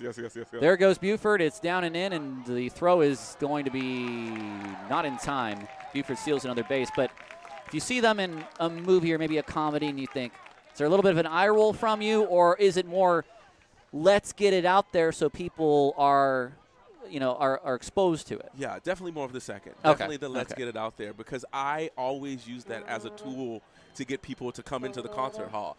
Verdi's Requiem is a great example of that. The very famous Dies Irae is used in media all the time, and I will probably stand on the concert stage and reference that in the concert just to give people an entry point. It's a 1-2 to Druick. Swing, a ground ball toward the first baseman, stops it, and it will be a toss to first in time. To third goes Buford, and there's 2 away. I just feel like that, maybe there's a composer somewhere, Brahms, sort of turning in his grave, that his piece is being used in a Toyota commercial or something. Oh, yeah, absolutely. 2 away for Nick Leahy. We're still enjoying our discussion with Kedrick Armstrong, the musical director of the Oakland Symphony, on our Oakland Symphony night. Leahy, a strikeout looking in his first at-bat. The first pitch to him is a fastball off the plate. Well, since Buford's double, let's say Druick's sac fly in the first, just 2 hits allowed by Edwards and no runs. The 1-0 pitch. Leahy pops this up on the infield, straight up. Underwood, the second baseman, is there to put it away. He had to back up a little bit to put it away, but he does, and the inning is over. Well, Kedrick, again, such a pleasure to have you on, and one last time for the folks who want to come to your season premiere or to get involved in really the whole subscription series, how do they get involved? Yeah, check us out on oaklandsymphony.org or give us a call at our offices. We'll be so glad to involve you as part of our Oakland Symphony family. Excellent. We'll see you again next year. Thank you so much, Tyler. All It's right. been a pleasure. Thank you. We'll go to the 4th, 4-1 Oakland on 860 AM, The Answer.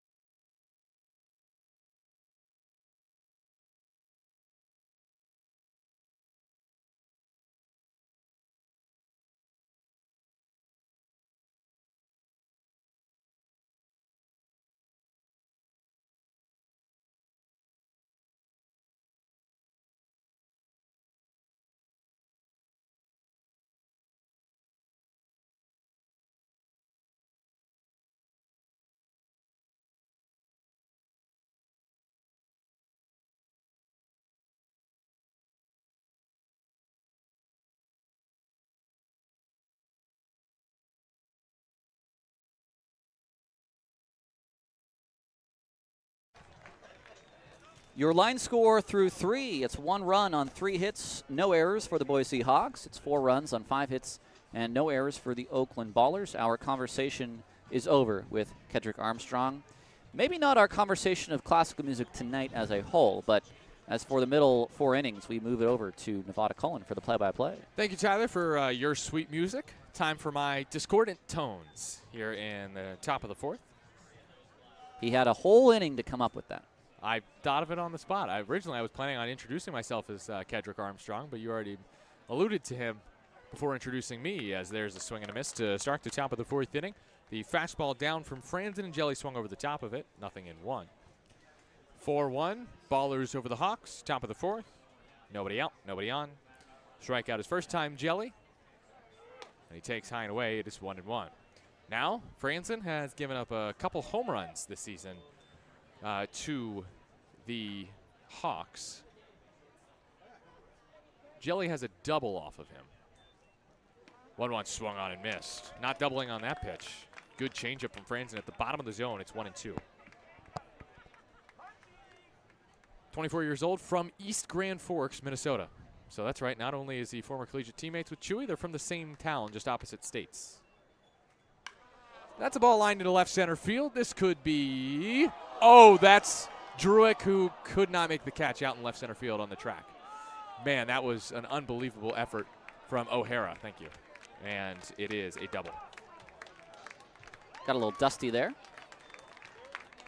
That would have been an insane catch. Taking another look on Verch on Flo. Just missed it. Man. Almost sort of dove over it just slightly. You could see the dirt kick up and then the ball roll away. So I thought, first glance, that O'Hara caught that. But Jelly has a second double against Franzen this season. Now it's Jeremy Begora, who struck out looking against Luke Short in the second. First pitch to Begora is inside and in the dirt. So stopped by Tatum. He got just enough on it to prevent Jelly from going down to third. 4-1 Ballers over the Hawks. Hawks have 3 doubles, just 4 hits in all and 1 run. Luke Short final line, 2 2/3, 2 hits, 1 earned run, a walk, and 5 strikeouts. Franz in the lefty set. The pitch to the right-handed hitting Begora is low, and that gets past Tatum. That's a wild pitch. And it's 2-0. Nearly threw on the pitch before and then did so there. I forgot part of my job is doing these. You get lost a little bit. I had to do that all last week. Or the last homestand anyway. So it is 2-0 on Begora. Jelly's now at third after the wild pitch. Nobody out. Top of the 4th. Boise trailing by 3. Pitch to Begora is outside for a strike. It's 2-1. Yep, I know what you said there. Begora, one of 3 former Young Harris Mountain Lions that are starting today. 2-1 toss. Begora swings and misses at a fastball at 89 down center. 2-2. Edwards also from Young Harris, as is. Oh, I'm forgetting. Maybe it's just these 2. 2-2 toss from Franzen is fouled off to the right. Count remains even. Do you mean Underwood and Edwards? Yeah, there we go. Underwood and Edwards. Thank you. I was looking up Young Harris in my notes. Underwood, Begora, and Edwards are the 3 starters today. Forgot about Underwood. Young Harris would be a decent rapper's name. 2-2 toss. Begora. This is in the dirt. Pitch from Franzen. 3-2. What would your I was going to say, first of all, I don't know how Tatum caught that ball on the 1 hop, just straight into the glove. Yeah, it was impressive. I didn't know my DJ name. I've told you that before. DJ TP? DJ Trap. DJ Trap. I don't think I've heard that. Oh, yeah. Payoff is next from Franzen. Begora, the right-handed hitter. Swings and fouls it back. Tyler Richard Anthony Peterson. And my social security number is 11111111111. Are you a computer or are you just joking with me? My dad's a DJ. He's DJ PJ. Jelly at third. Payoff pitch once more. Popped up, shallow right field, angling towards foul ground. Harris racing for it. Did he make the catch? Yes. Runner tagging. The throw from Harris is late. And scoring on a sac fly, popped into foul ground is Jelly from third. Nice play by Danny, though, to make that catch. It's not the time of the game where you let that drop. You get the outs. So that's a really nice play by Harris to make that catch. It would have been a foul ball, I'm pretty sure. Oh, yeah. But it's not the kind where you, let that drop because otherwise the run scores. No, that's one where you catch the ball and get the out. A foul-out sacrifice fly for Bagora. The bases are now empty. There is one out. It's the top of the fourth, and Boise has cut the Oakland lead in half. It's 4-2 Ballers in the top of the fourth inning. Santini hitting with the bases empty. Struck out his first time. Lefty Franzen, righty Santini, first pitch. With 11 on the timer, is swung on and missed. 91 from Franzen, right down the middle. Sacrificing command in terms of good command on the corners for power right there. That is Franzen's kryptonite at times, at least over the course of this season. 0-1 is yanked low, 1-1. Well, one thing he does not do is miss the strike zone. No, but he walked Darden to in the third inning, the first batter he faced. And Caleb has requested that I put a reverse jinx on him because he thinks I am the reason that he has now started walking a batter just about every other outing. Ball popped up foul off to the right, 1-2. There's a witch doctor you might have to visit for that. Yeah. Well, there's no Bruce anymore to fix the walk problem. So. Is Bruce the closest thing we have to a witch doctor? Bruce is definitely a witch doctor. He's also a deadhead. He got to see the Grateful Dead play when they came to the Bay recently. 1-2 is in the dirt, 2-2. I've seen him burn some incense before, I think. Yeah. Thought it was incense. Bruce not with the team the rest of the season, the athletic trainer? I believe he is here tomorrow. Oh, he's back? Nice. It's a day game. We missed him. Good to have him. He was not on the road with us, so we missed him. Missed him dearly. 2-2. Pitch low and inside, 3-2. Of course, Bruce Valentine, the athletic trainer for the Ballers this season, one of the favorite pastimes of the Ballers players this year is just to yell Bruce, no matter where they are. Bruce. Bruce. Payoff is next to Santini, the righty. Franzen, the lefty, kicks, fires, gets a pop-up. This is out of play, though, right side. This will just evade the bleachers to our right. And it remains full on Santini. Tomorrow's our Cal Day at 1:05. And one Bear will not pitch in it for sure. Oh, Cal. Cal Day. Oh, okay. It is not brought to you by the Dairy Consortium. It's Cal Day, C-A-L. Oh, well, swing and a miss, and there's a strikeout for Franzen. 89-mile-an-hour fastball high. Santini chased it. There's two away here in the top of the fourth. Nobody on. One Bear who will not pitch tomorrow is Luke Short. However, there will be a Bear pitching tomorrow. There could be two who could. And they are? Either Cole Tremaine or Connor Sullivan. And Cole Tremaine, I believe, is scheduled to pitch. Oh, he's scheduled to start. To start, yes. Cole Tremaine, the Boise righty, is a former Cal Bear as of 2025. More on him tomorrow. Paul Myro, the fourth, pops it up out of play, off to the right, 0-1. 4-2 Ballers. Top of the fourth, 2 outs, bases empty for Myro, who popped up to Almanza at first base in his first at bat. That was last inning. 0-1 is next. The lefty Franzen set at the stomach. Kicks, fires, outside corner. Strike 2. That is perfect from Franzen. 92 high and away, but just clipped the corner of the zone. Looks like we got Bogo warming up in the Ballers' pen. I don't think he's hot yet. He's not quite hot Bogo. 2-strike pitch is popped up behind home. That's out of play. Oh, heck yeah. Nobody else on the Ballers wears high socks, so I thought it was Bogo. That's Malik Binns. Oh. I didn't think he was supposed to pitch today, though. I thought he was going later this week. Well, either that or he's just throwing a bullpen, but he is throwing in that bullpen right now. That's good. We haven't talked about Binns much yet. And he's wearing the high socks. That's why I thought it was Bogo. Hey, that's good. I'm glad we have more high sock representation. 0-2 is grounded left side. That's through past Cobb and into left. Single from Myro. And Paul Myro, the fourth, gets in on the action with a single. That is his 92nd hit of the season. Not bad for a 9-hitter. 2 strikes, single, 2. Bounced to the left side. He got a 92-mile-an-hour fastball pretty much down the middle and did not miss it. Well, when everyone's batting .330 on the Hawks, it's hard to have a bad 9-hitter. Yeah. Well, here's Noah Marcello batting from the right side. Takes a strike at the knees. 0-1. 4-2 ballers over the Hawks in the top of the 4th inning. 2 outs, runner at first is Myro. Marcello has hit safely now in all 7 games against Oakland this season. 3 doubles, including one in the first inning today. Very light-colored wood bat. 0-1's hit back to the screen. 0-2. Would you call it white, Tyler? Cream? Birch? Birchwood bat. Nice. I'll take that. Is birch? I think birch is sort of a white. We thank our producer tonight, Gage, with birch. Wait, birch? Sorry. I'm no arborist, but 0-2 runner goes. Franzen's pitch is high and away. Throw down from Tatum is a dart.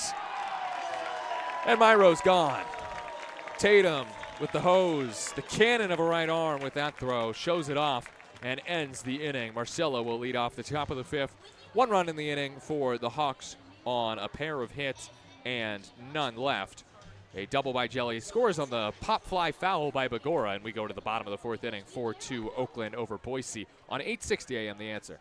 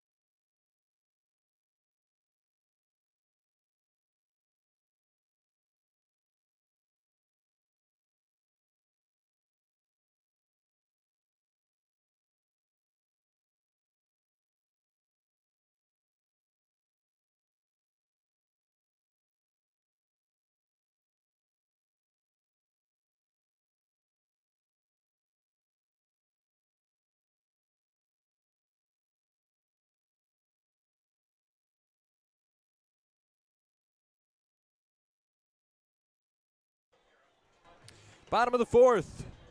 4-2 ballers over the Hawks. I'm Nevada Cullen. That's Tyler Peterson. It's time to hop on. We're going to go on a steamboat tour today, Tyler. I don't know if it's possible to get to river paddle boat. Yeah, maybe that. I don't know if it's possible to get from Oakland to our destination on boat.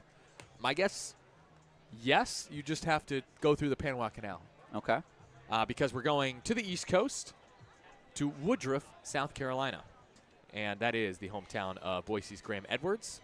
I am stealing a Wide World of Baseball that I did already this season in Boise because I wanted to talk. A second crack at this? A second crack at it. For those of you who don't know, Woodruff is a city in Spartanburg County, South Carolina. That's northwest South Carolina. That's a lot of directions, I know.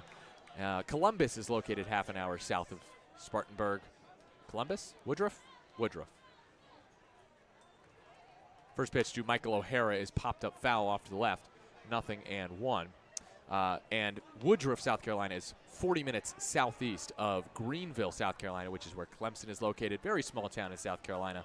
Just a bit over 4,500 people as of 2023.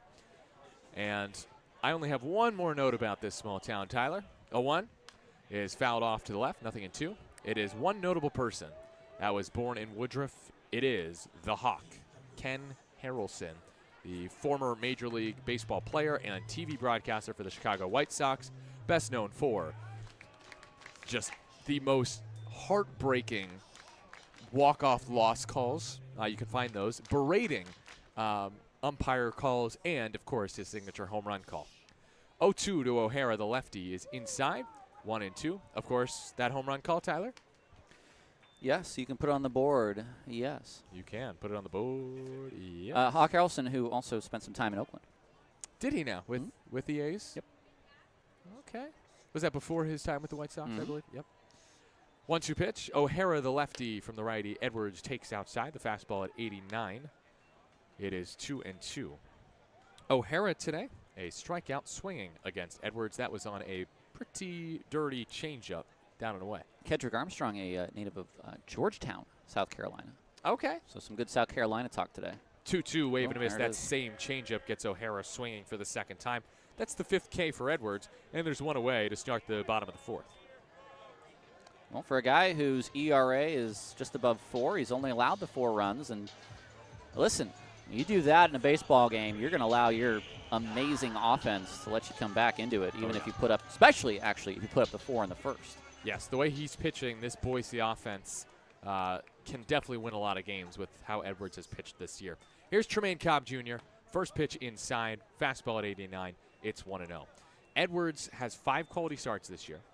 He had 4 straight going into his last start, which was a couple weeks ago against Grand Junction, in which he gave up 5 earned runs over 4 innings. Cobb takes a strike, a breaking ball in there, 1-1, and of course he will not get his 6th quality start today, Edwards, because he has already surrendered the 4 runs. Got to go 6, got to give up 3 or less. He also, I would say, it is doubtful that he is pitching in the 6th inning today. As Cobb hits it back to the screen, it is 1-2. He is at 85 pitches. I will say, though, I would not be surprised if he throws over 100 pitches today, because this is a pretty depleted Boise bullpen with lots of injuries. 1-2 count, the righty set at the belt. Edwards kicks and goes, and Cobb strikes out. He got a fastball high and in on the hands, and he whiffed. That is 6 strikeouts for Edwards. He struck out just 4 his last time facing Oakland. 2 up, 2 strikeouts here in the bottom of the 4th for the Ballers. Isai Santos is next. 2 outs, bases empty for the Ballers, leading 4-2 in the home 4th inning. Nevada Cullen alongside Tyler Peterson. Vince back in our 860 AM The Answer studios. First to Santos is outside at 82.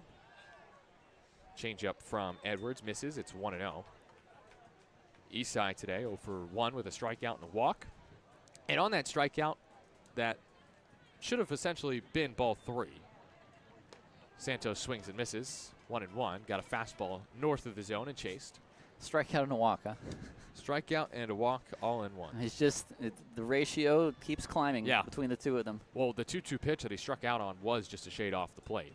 1-1. Santos swings and misses. It is 1-2.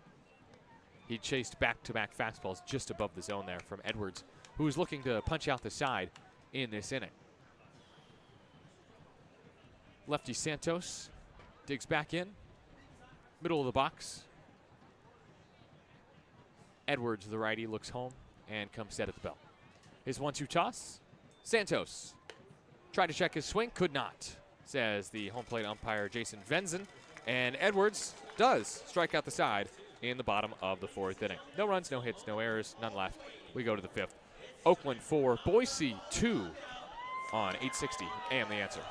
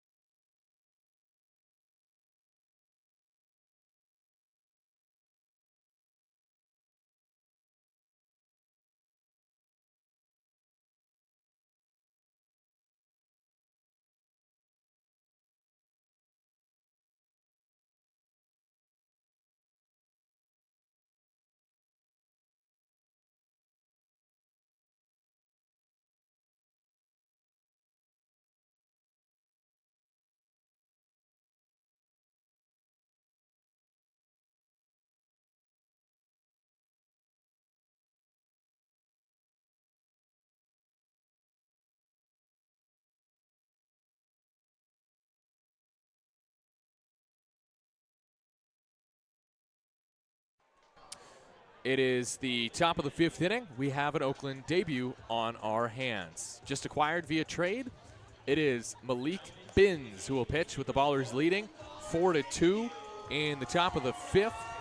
Malik Binns this season, his numbers, 5.91 ERA, 2.2, 2-2 the record. 14 appearances, 13 starts, 64 innings, 66 hits, 48 walks, 62 strikeouts for the righty Binns, who stands at 6'7". Tallest baller as of yet. Yeah. And his season against Oakland, not that this is important anymore, 2 starts, 11 1/3 innings, 8 hits, 7 runs, 6 earned, 16 strikeouts, and gave up a couple bombs, one to Christian Almanza, another to Nick Leahy. But 2 close losses suffered by his team in those games, but Binns was the best pitcher for the Vibes this season against Oakland. He's a 3-year Philly. He played ball with Lou Helmick at the complex level in 22 and made it as high as High A Jersey Shore in 2023. Played last year in the Atlantic League, and at Rocky Mountain this year was, you could say, arguably their second best starting pitcher behind Nick Powers. Yeah, I would say that's a valid argument right there. He takes over for Caleb Franzen and will face the top of this Boise order. Righty-righty battle. Noah Marcello starts the inning. First pitch, fastball 90, way above the zone, called a strike and challenged by Noah Marcello. He'll be correct. Franzen in this game, it went 1 1/3, 3 hits, 1 earned run, a walk, and 2 strikeouts. And Franzen is relieved by Malik Binns. Allow us in this first outing to wax poetic about Binns, who was traded to the Ballers just this past weekend for 3 first-round picks. 1-0 toss is clubbed in the air. Harris doesn't see it. Second baseman out. Still can't find it. Santos is behind him because Harris finds it in the end for out number 1. I felt like Danny right there was being told by Eastside, hey, just keep backing up. You'll get there. Well, Binns, the 3 picks that were traded were Oakland's first-round pick in the Florida draft, the first-round pick in the Arizona draft, and then the 3rd pick was a conditional first-round pick that the Ballers had from Billings when they traded Tyler Shelnut to the Mustangs in the offseason. Shout out Tyler Shelnut, former Florida Gator like me, as that's flown out to left field, out of play, nothing in 1 on the lefty Underwood. Binns, you mentioned it, Tyler, an immense talent. His minor league career numbers are actually quite good. 0-1 is low, called a strike, nothing in 2. Oh, might want to plug in here, Booney. Nothing and 2. 51 games in the minors for Binns, 5.54 ERA, a 7-2 career record in the Phillies system. 0-2, outside, it's 1-2. 63 1/3 innings and 74 strikeouts for Binns. And as long as he can work around the walks, he can be successful. That's been the case for him this year. 1-2 toss from the righty to the lefty Underwood. And Binns misses low with a splitter there. It is 2-2. He certainly becomes one of the most experienced ballers pretty much right away. About as much service time as Dylan Tatum has in the affiliated minors. 2-2 count. Pitch is called. 3rd strike high. And that is back-to-back missed calls by Jason Benson. Sorry, Jason. But those were well above the zone. I've never seen an umpire actually call those pitches for strikes. I was going to say, usually the top of the zone is a blind spot for most umpires. And now Binns has had his first Oakland strikeout removed via the challenge. Boise is 2 of 3 tonight, has 2 challenges remaining. The payoff pitch is bounced towards first. Almanza can take it himself. He gives the hand up to Malik Binns to say, no. You're new in town. I'll get there for you. There's out number 2. Brings up Taylor Darden, who walked in each of his first 2 plate appearances today. Ballers lead 4-2 in the top of the 5th. 2 outs. So far, so good for Malik Binns in this Ballers debut. He has given up a pop out and a ground out. And next up is Taylor Darden. Man, if Binns can get through this part of the order, 1, 2, 3, that's got to feel good for him making his Oakland debut. And he gets a check swing of Darden right back to him. Underhand flip to first in time. 3 up, 3 down for Malik Binns in his Oakland debut. No runs, no hits, no errors, none left for Boise. We're halfway home. And it's Oakland 4, Boise 2 on 860 AM The Answer.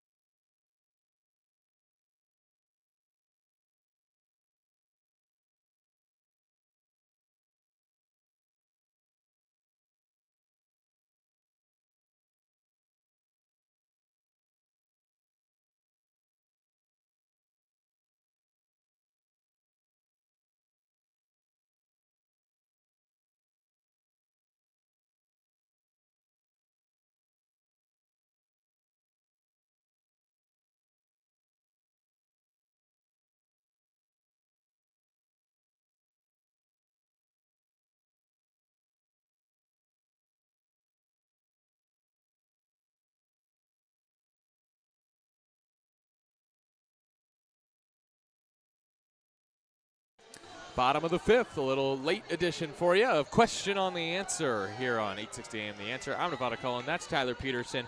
4-2 Ballers lead in the bottom of the fifth. 3, 4, and 5 due up. That's Almanza, Harris, and Buford against Edwards.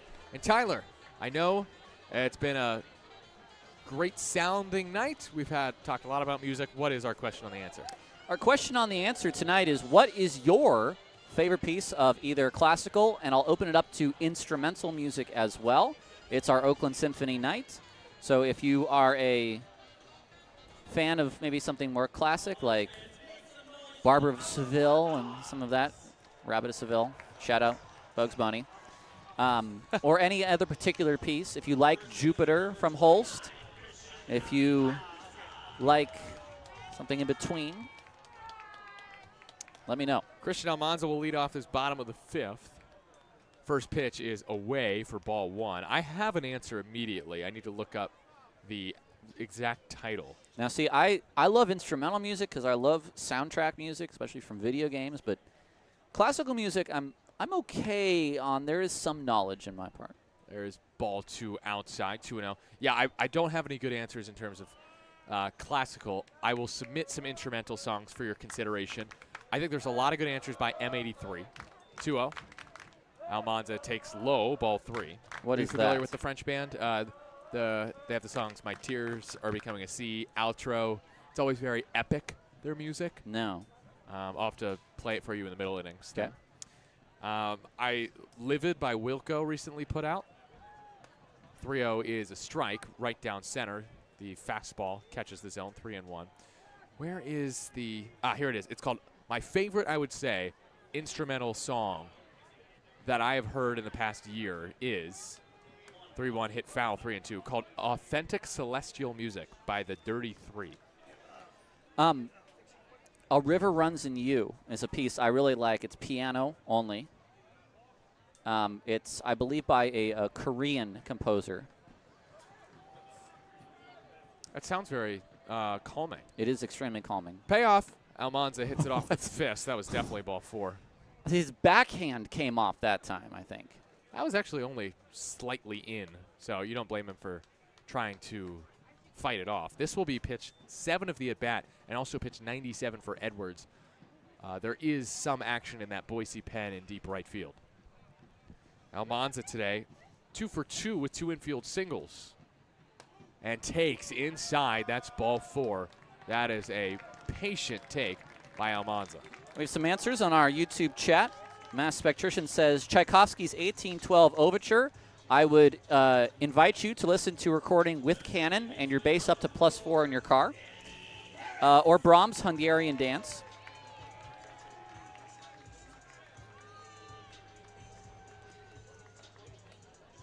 The Tom and Jerry episode Cat Concerto, I believe, used Hungarian Dance. First pitch to Danny Harris is high, 1-0. That's great. I also wanted to shout out one more of my favorites. It's a new song. I'm sorry, Hungarian Rhapsody number 2. 1-0. Harris fouls it straight back. It's 1-1. Ooh, Bizet's Les Toreadors from Carmen. Dun, dun, dun, dun. Da, da, da, da, da, da. That's true. We could probably Da, da, get away with da, da, playing da, some da. instrumental music on this. No. I like Bolero, and we were talking earlier with Kedrick Armstrong about Maurice Ravel. Bolero might be his most famous piece. Harris on 1-1, lines it down the right field line. That's foul. 1-2. 4-2 Ballers lead. Nobody out. Bottom of the fifth. Almanza at first. I think John Williams is one of our great examples of Ooh. classical composers of the recent years. The Indiana Jones theme, the themes of Star Wars. Have you heard of Ethel Cain? Don't believe so. 1-2 pitch. Harris swings and misses at a breaking ball. There is one away. Ethel Cain put out a new album, and Willoughby's Interlude and Willoughby's Theme are both 2 instrumental songs I like on there. 8th strikeout for Edwards, by the way. Ethel Cain also played the Greek last night. I would have gone, but I'm not that much of a fan yet. Sully is Robert Sullivan is going to go for Ride of the Valkyries. Oh, what is that from? That is a German composer whose name escapes me. Here's Cam Buford with a man on first. First pitch hack. Misses. Nothing in one. Vince just chimed in with the answer, I think. Wagner. Thank you, Richard Wagner. This is why we have Vince, to touch the buttons in our studios and to give us answers. On question on the answer as Buford takes outside 1-1. Great composer. Not a great dude, but a great composer. This is a big spot in this game. This is very likely Edwards' last batter, not just his last inning, as Dylan Tatum is on deck. Pitch outside to Buford. It's 2-1. Buford and Tatum have both taken Edwards deep this season, and Buford today has a double and a single. Runner at first is Almanza. 1 out, bottom of the fifth, 4-2 Ballers. No scores since the first for Oakland. Buford hits one off the fist into center field. Marcello racing in. He gets there with some track star speed for out number 2. Yeah, that was a ball he sprinted to. I kind of always thought he was going to make the catch, but he would have had to have done exactly what he just did. Yeah. If he ran any slower, he would have had to dive at least. And here is Dylan Tatum. Edwards at 105 pitches. So as I suspected earlier, he is being left out a little bit longer because Boise's bullpen is depleted, and they need him to give them 5. And I'm not talking about a 5-minute break. I'm talking about 5 innings. Dylan Tatum, first pitch hack. He misses the 89-mile-an-hour fastball, high and in, 0-1. Any more answers on question on the answer? Or did we cover it all? Becky Acosta just saw Hollywood Bowl Orchestra play along live to Looney Tunes. Oh, that's Night awesome. at the Opera. That is great. Love the Looney Tunes. 0-1. Tatum takes outside. It's 1-1. That fastball just missed. Now, when you said... Oh, actually, you want a crazy piece? I'll get the name for you. It's 19 minutes long. 1-1 count. Almanza, the runner at first. 1-1 from Edwards. Tatum swings and misses at a breaking ball. It's 1-2. Now, when you first said instrumental pieces, I thought you've infected me. I thought Sonic the Hedgehog? No. Yes, that is true. We have listened to quite a few tracks from Sonic the Hedgehog series in the car before games. It came a little bit of a crazy ritual. 1-2 is high, way upstairs in the attic at 89. It's 2-2 on Tatum. You can always come back with it in the top of the 6th. I won't mind. If you can't find the title of your 19-minute instrumental piece.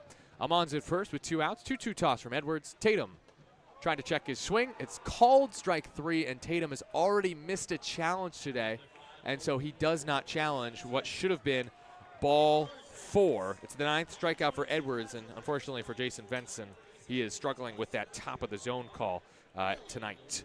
But Boise puts up a 0. Edwards' night is done with 9 strikeouts and 5 innings pitched, and he has kept his Hawks in the game. It's 4-2 Ballers heading to the 6th on 860 AM The Answer.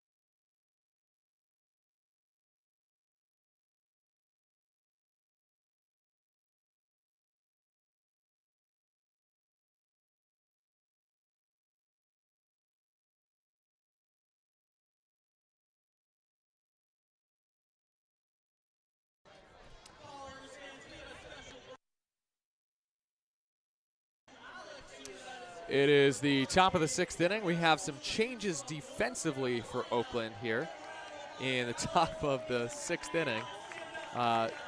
2 that were obvious, 1 not as much. As Nick Leahy is out of the game at third, it is Jake Allgaier who takes his place. Then in the outfield, it is now, who's in center field? Bugs? Yes. And I'm going to have to probably go to the rosters to make this change. Change lineup for Oakland. We have a new center fielder in the game. That is Daryl Buggs, the second.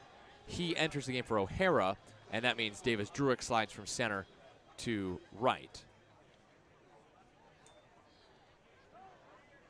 Did I do all this right? Yes, we're going to say yes. All right. Here's Max Jung-Goldberg to lead off the inning. The lefty takes a strike from Malik Binns. It's 0-1. Top of the sixth inning for 2 ballers. Binns making his Oakland debut. It's also time for scores from around the Pioneer League, and we have some doozies from around the league. 0-1 outside. The fastball at 90. It's 1-1. Top of the ninth in Ogden. It's 16-9 Rocky Mountain Vibes. Ogden needs to be a winning ball club to make the playoffs. They cannot afford to lose this series at this point to the Vibes. 1-1 toss. Jung-Goldberg, the lefty, takes a strike. That is a beautiful pitch. Again, should have been called a ball above the zone, but it was a lot closer to the zone than one might think. It's 1-2. Also, a final from, as Jung-Goldberg takes in the dirt, the changeup. It's 2-2. A final from Grand Junction. The Jackalopes are playing much better ball in the second half. They win 10-6 against the Sky Sox in one of the toilet bowls this week in the Pioneer League. 2 of the bottom teams in the half, although 2 teams that have played much better of late. Lefty Jung-Goldberg takes a breaking ball outside, and the count is full. It's 3-2. Top of the seventh from Great Falls. The Voyagers lead the Billings Mustangs 11-8. And we have some close scores elsewhere as Jung-Goldberg takes strike 3 at the top of the zone. Breaking ball from Binns grabs the top of the strike zone for his first Oakland K. Honestly, Tyler, that's either a hard slider or that's a cutter right there that freezes Jung-Goldberg. Well, it's looking pretty good so far for Malik Binns, and, you know. All right, thank you. Venzen, who just pointed to Allgaier.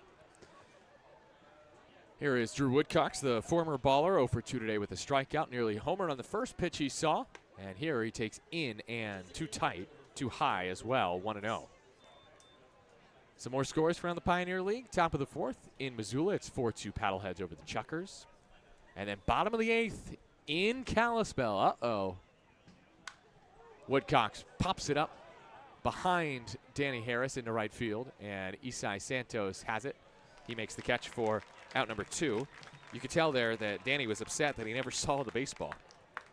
He would have gone out to try to make that catch, but he lost it instantly. Pop out to right field by Woodcox brings up Jake Jelly.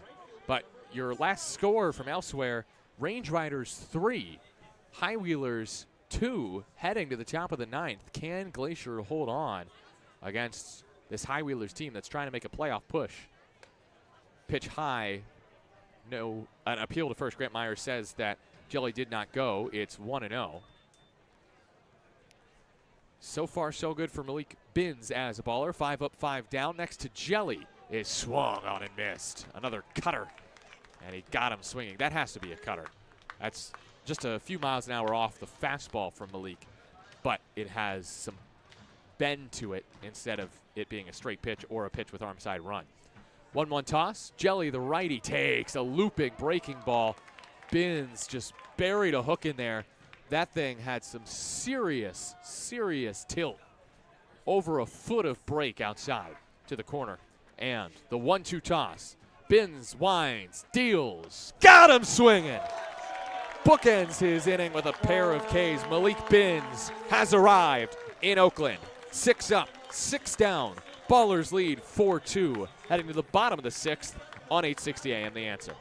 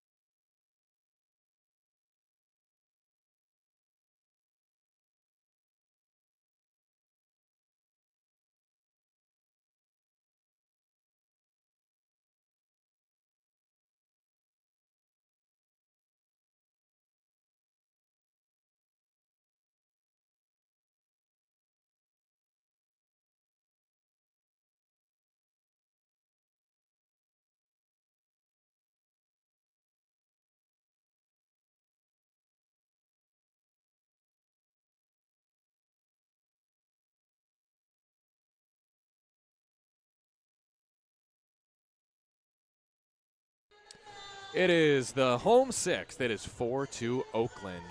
I'm Nevada Cullen. That's Tyler Peterson. Vince is still in the studio. Gage is still with us with Virch on Flow. And still on the mound is Graham Edwards, who has already thrown 110 pitches and for whatever reason is still on the mound. Of course, I know why. We talked about why earlier in the broadcast. It's because of this depleted Boise bullpen, which features 4 pitchers on the IL. It's Blake McFadden, Mason Dillo, I believe he and Connor Markle are on the 60, and then Joe Scapinetz has just gotten on the IL. Meanwhile, Drew Marufo has just been activated, just reactivated today. So that is why Edwards is still pitching, and his first pitch of the 6th is ripped into right field by Davis Druick. This is down and to the wall. Druick has an extra base hit. Jelly's throw in is not cut off. It rolls to second, and Davis Druick with a first pitch ambush off the bat at 99, hooked into right for the 2-bagger. All right, and now we can say that we've gotten the swaps correct, that it is Allgaier batting 8th. Good. Which was not necessarily true, scarily enough. That is the first hit for Oakland, get this, since Cam Buford's 3rd inning single. Edwards has been honestly great today, especially after the first inning, as now Allgaier bats instead of Leahy. First pitch to the switch hitting lefty. Is swung on and crushed to center field, but high in the sky, Marcello racing in, and he makes the catch for out number 1. That was hit a lot softer than I originally thought, only 81 off the bat. I think Allgaier got it off the end of the bat and flies out on the first pitch he sees today. Fly out to center, brings up Darryl Buggs the second. It's interesting because if you're the Ballers, of course you want to attack Edwards. He's tiring, but you don't want to be making quick outs like that. You want to knock him out of the game. He's been really good. Here is Darryl Buggs the second. Let's see if he takes a pitch first. He does. It's ball 1, high and tight. The breaking ball just barely missed catching the zone. And Buggs, I mean, he was on fire in Colorado Springs. 6 hits, 7 RBI, a homer, 3 sac flies. 1-0. Buggs takes in. It's 2-0. But Buggs has been swinging a pretty mean bat of late.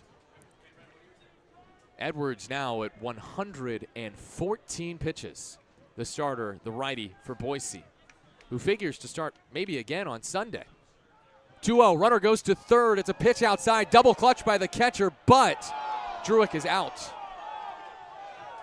And Davis Druick runs into an out. That was a called strike, by the way. It's 2-1 on Buggs. That's not a bad place to run if you're Davis Druick. And even with the double clutch by Santini, he's able to throw out the Ballers base runner. 2 outs in the inning. Finally, I have it. I don't know what you've been working at there, but Tyler's been plugging away at his computer. Ernest Tomlinson, Fantasia on Auld Lang Syne. It's 19 minutes long. There's 100 different songs while they play Auld Lang Syne. Listen to it. It's majestic. It's 3-1 on Buggs. That is the song I was thinking of. Ernest Tomlinson, Fantasia on Auld Lang Syne, 1976. Base is empty for Buggs. 2 outs, 3-1 from Edwards. Buggs swings and fouls it off. He chased what looked to me like ball 4. It was indeed a high and tight. And it's 3-2.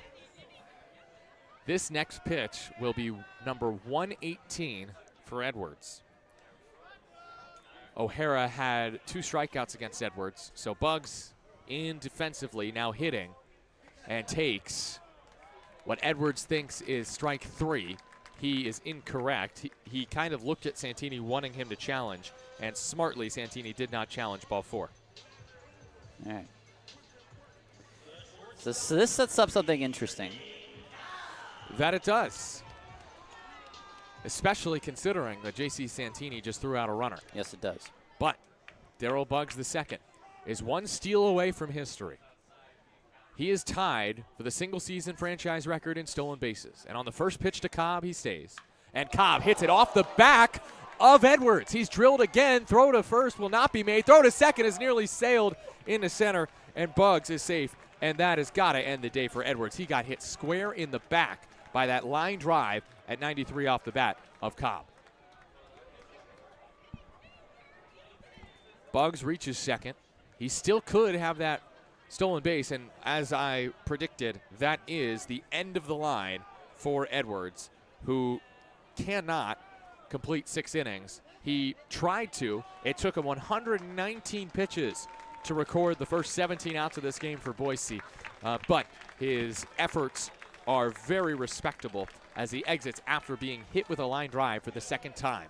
It's Jeremiah Locklear for Boise. We'll tell you about him when you come back on 860 AM. The answer, the score, it's Oakland 4, Boise 2.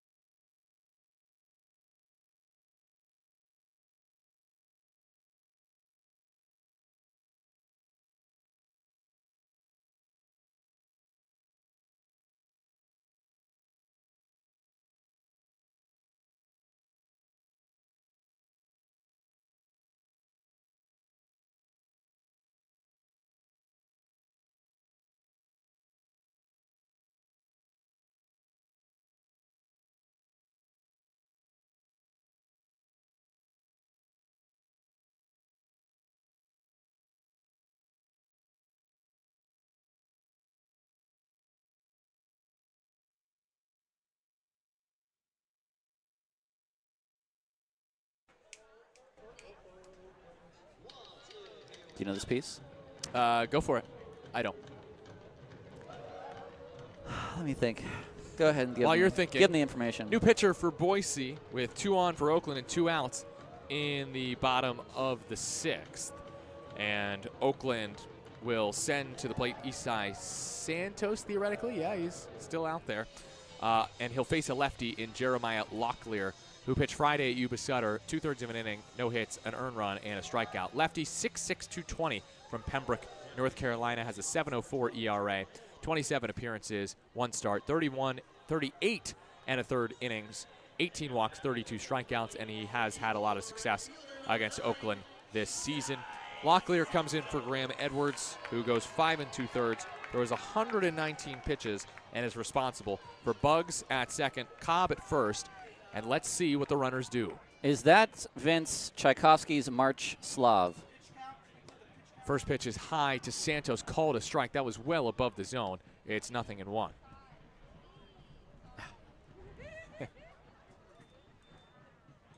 Isai Santos today, 2 strikeouts and a walk. 0-1 pitch from Locklear. Santos takes high, 1-1. Now, I will say this. Isai Santos did not have a great series against Rocky Mountain. He only had 3 hits. But of his last 4 hits. It's Jupiter. Sorry. It just came to me. I'll give that stat after the 1-1 pitch from Locklear, who tucks the ball into his glove. 9 on the timer, comes home. Santos takes outside. Just missed at 88, the fastball. It's 2-1. Of Isai Santos' last 4 hits, all have been RBI hits. And he hits here with 2 aboard and 2 outs at the bottom of the 6th. Ballers leading 4-2. 2-1 is next from Locklear. Very weirdly puts the ball in his mitt, comes home, and Santos takes a called strike again above the zone. It's 2-2. But Locklear is interesting because the lefty, when he comes set, he doesn't, bring the ball into his mitt. He kind of goes over the top to place it in his mitt. So it almost looks like a balk, but that's just how he does it every time. 2-2 is next with 2 outs and 2 on. Let's see if the runners go here. Bugs 1 away from the record. 2-2 toss. Locklear delivers. Runners stay. Santos swings and fouls it back. Ballers lead by 2. Santos in the Rocky Mountain Series. RBI hits on Saturday and Sunday. Bases loaded double in the 4th inning Saturday. RBI single opened the scoring on Sunday. Isai up to 42 RBI this season. Locklear comes set on 2-2. Look back towards Bugs at second. Pitch. Santos into center field. There's another one. Bugs in to score. Cobb to third. Isai Santos comes through. 5 straight run-scoring hits for Isai Santos. And he gives Oakland insurance in the bottom of the 6th on a 2-2 two-out pitch from Locklear. Just floated into center. How about the bat control there? Yeah. I mean, what you're really doing is you're just sort of almost using like a pull cue there. Pull cue? Jeez. You love this. You're like you're almost literally poking the ball at the end of your bat just to make contact. What is the most impressive thing here is that is now, I think, twice in the last 2 series, this one and last, as Christian Almanza stands in with runners at the corners and 2 outs. 5-2 ballers, bottom of the 6th. First pitch, Almanza.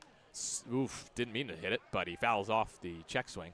0-1. This is now the second time that Aaron Miles has seen a lefty come in against Isai Santos, and he said, no, I'm sticking with my guy. And Isai's come through both times, which is just going to mean the world for Isai's confidence against every pitcher. And his 43rd Ribby of the year. Yes. 0-1 is next. Almanza open stance lefty waits. Locklear lefty delivers, and Almanza bounces it towards the middle. Backhanded second. Throw to first is just in time as Underwood gets Almanza by a step. But Isai Santos comes through with an RBI knock into center on a 2-2 two-out pitch. Ballers get 3 hits in the inning, but can only get 1 run. It is an important insurance run as they strand men at the corners. It is 5-2 Oakland. They get their first runs since the first. We go to the 7th on 860 AM The Answer.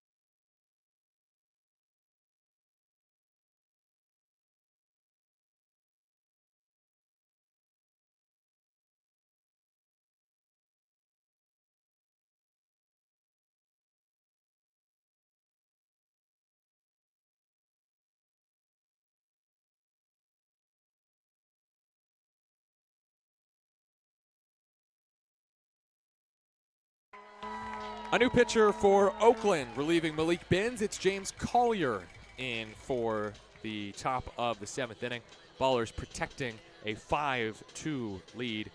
Collier will face 7-8-9, Bagora, Santini, and Myro. James Collier, 4.58 ERA, 3-0 record, 29 appearances, 2 saves, 35 and a third innings, 35 hits, 16 walks, 44 strikeouts. Sunday at Rocky Mountain, an inning and a third, 2 hits, 2 earned runs, with an asterisk next to both of those and a strikeout. An asterisk because both runs came in on a 2-run double that Davis Druick just never saw in left field. It was a sun ball, that not a sun bear, that caused the... We like sun bears on do.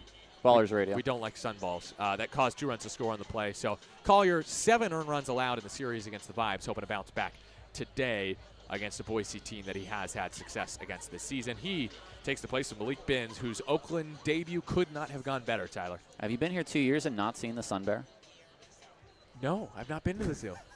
No, listen, Binns has just given Oakland something they have not had for the past 10 days, and that is solid long relief. Yeah, that is, so true. First to Jeremy Bagora is outside the fastball at 89 from Collier, 1-0.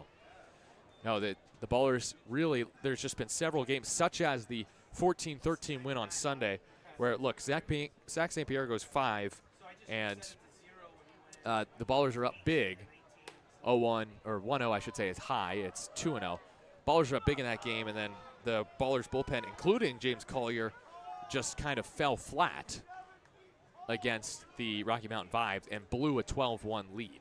Part of that was St. Pierre, but the bullpen did fail as well. There's a strike, 89 over the outer half, 2-1 on Bagora. Bagora tonight is 0 for 1 with a fortunate sac fly, we'll call it that.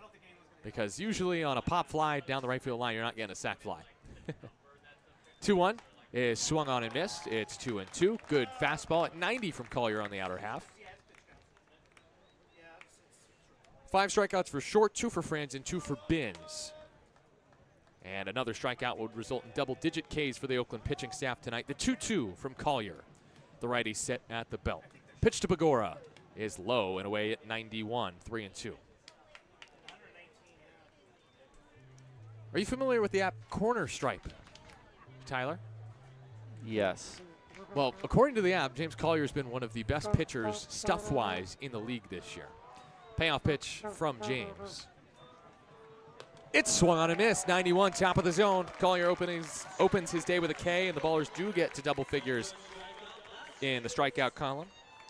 But, yeah, basically, I mean, it's Reese Miller, another guy, and James Collier in terms of the 3 best pitchers in terms of their stuff this season for the Pioneer League. I don't exactly know how it works. I haven't been able to get in, but apparently there's a code that someone can send me. So I'll have to look it up. 5-2 Ballers, bases empty, 1 out, top of the 7th. Here is J.C. Santini. First from Collier is served foul into the stands, just over the stands towards the concession stand off to the right. We have ourselves a knockout round. Oh no, it's Glacier, isn't it? It is Glacier. And they've lost Casarella. Yes, and they have lost Casarella. Pain. All right, well, Glacier tried. 0-1 pitch, 6 on the timer. Collier, oh my goodness, did you see that? What was that? I don't know. Tell our folks on the radio. That had about 2 feet of break, that breaking ball. It looked like someone pulled the string on a yo-yo. It was the best ball of the night. 1-1 is outside, or high at 91. It's 2-1. My reaction was justified.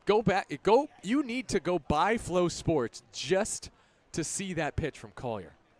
Or we'll post it for you. And tell them Nevada Collins sent you. 2-1, hammer deep to left field, foul. That was punished, but it was foul. I think the whole Big Dipper thing is definitely sticking. Yeah. Well, the Big Dipper has earned his nickname, James Collier. He's been an excellent reliever for the Ballers this year, and as he always does, before this 2-2 pitch, he'll dangle his arm, sink, rise, and ready himself. The 2-2 toss to Santini. Good breaking ball in the dirt. It's 3-2. That still had over a foot of break to it, that Collier slider. He struck out Bagora on 3-2. This is Santini, who has 2 strikeouts already. And the payoff pitch from Collier. Just low at 90. Maybe a little bit further south than I thought. It's a 1-out walk for Santini. Next up is Paul Myro the 4th. See if Collier can roll up a double play ball here. Myro has grounded into 3 this season, and he has 1 of Boise's 5 hits today. Running for the Boise Hawks is a number 16. This is Braxton Turner. For Santini, I would imagine Turner is going to stay in this game because of the fact that he is a catcher. Turner's gotten a lot of run lately after being traded from Winnipeg to Boise on July 14th. And he is into the game for Santini. Runner at first, 1 out. Here's Myro, the righty. Pitch from the righty, Collier. That's right over the heart of the zone at 90 miles an hour. 0-1. Good inside half fastball there from James. Myro has only started 3 games against the Oakland Ballers this season, including this, because he missed games 2 through 4 of the series with some sort of injury, I think. Couldn't exactly tell why he was kept out as Collier checks over to first. Santini's safe. I'm just going to get something off my chest. They've given the win to Nick Powers, who went 3 1/3 in Ogden, and it's just good for Nick. Good for Nick, but he doesn't get a win. No. So now it's out there. I've said it. Oh, Ogden. Please. Don't see you in the playoffs. Please hire a new scorekeeper. Oh, my goodness. 0-2. There's a pitch clock violation on the batter, Myro. 0-2 toss is low. It's 1-2. That's what we get for digging deep into the box score. Ooh, Chucker's putting up a fight. Yeah. Tyler checking on scores still. Wentz has 10 Ks in 4 1/3. My goodness. It's not going to help his pitch count, unfortunately. 5 on the timer. 1-2 from Collier. Oh, yeah. Breaking ball off the plate. Slider for strikeout number 2. And that one had more than 1.5 feet of cut to it. Collier is looking sharp tonight at Ramadi. It's not a Miller slider, but it is a Sigmund slider. And you weren't around for Jackson Sigmund, but he's the next closest one that had a little bit of a frisbee like that. Okay. His has more sweep, Collier's, but yes, Collier's a is lot of movement tonight. Maybe label it a sweeper with what it's doing, but it's got a nice sharp bite to it too. First pitch to Marcelo, 92, top of the zone. Good luck with that pitch. 0-1. Marcelo today has a double and is 1 for 3. 5-2 ballers, 2 outs, top of the 7th. Runner at first is the pinch runner, Turner, Braxton Turner.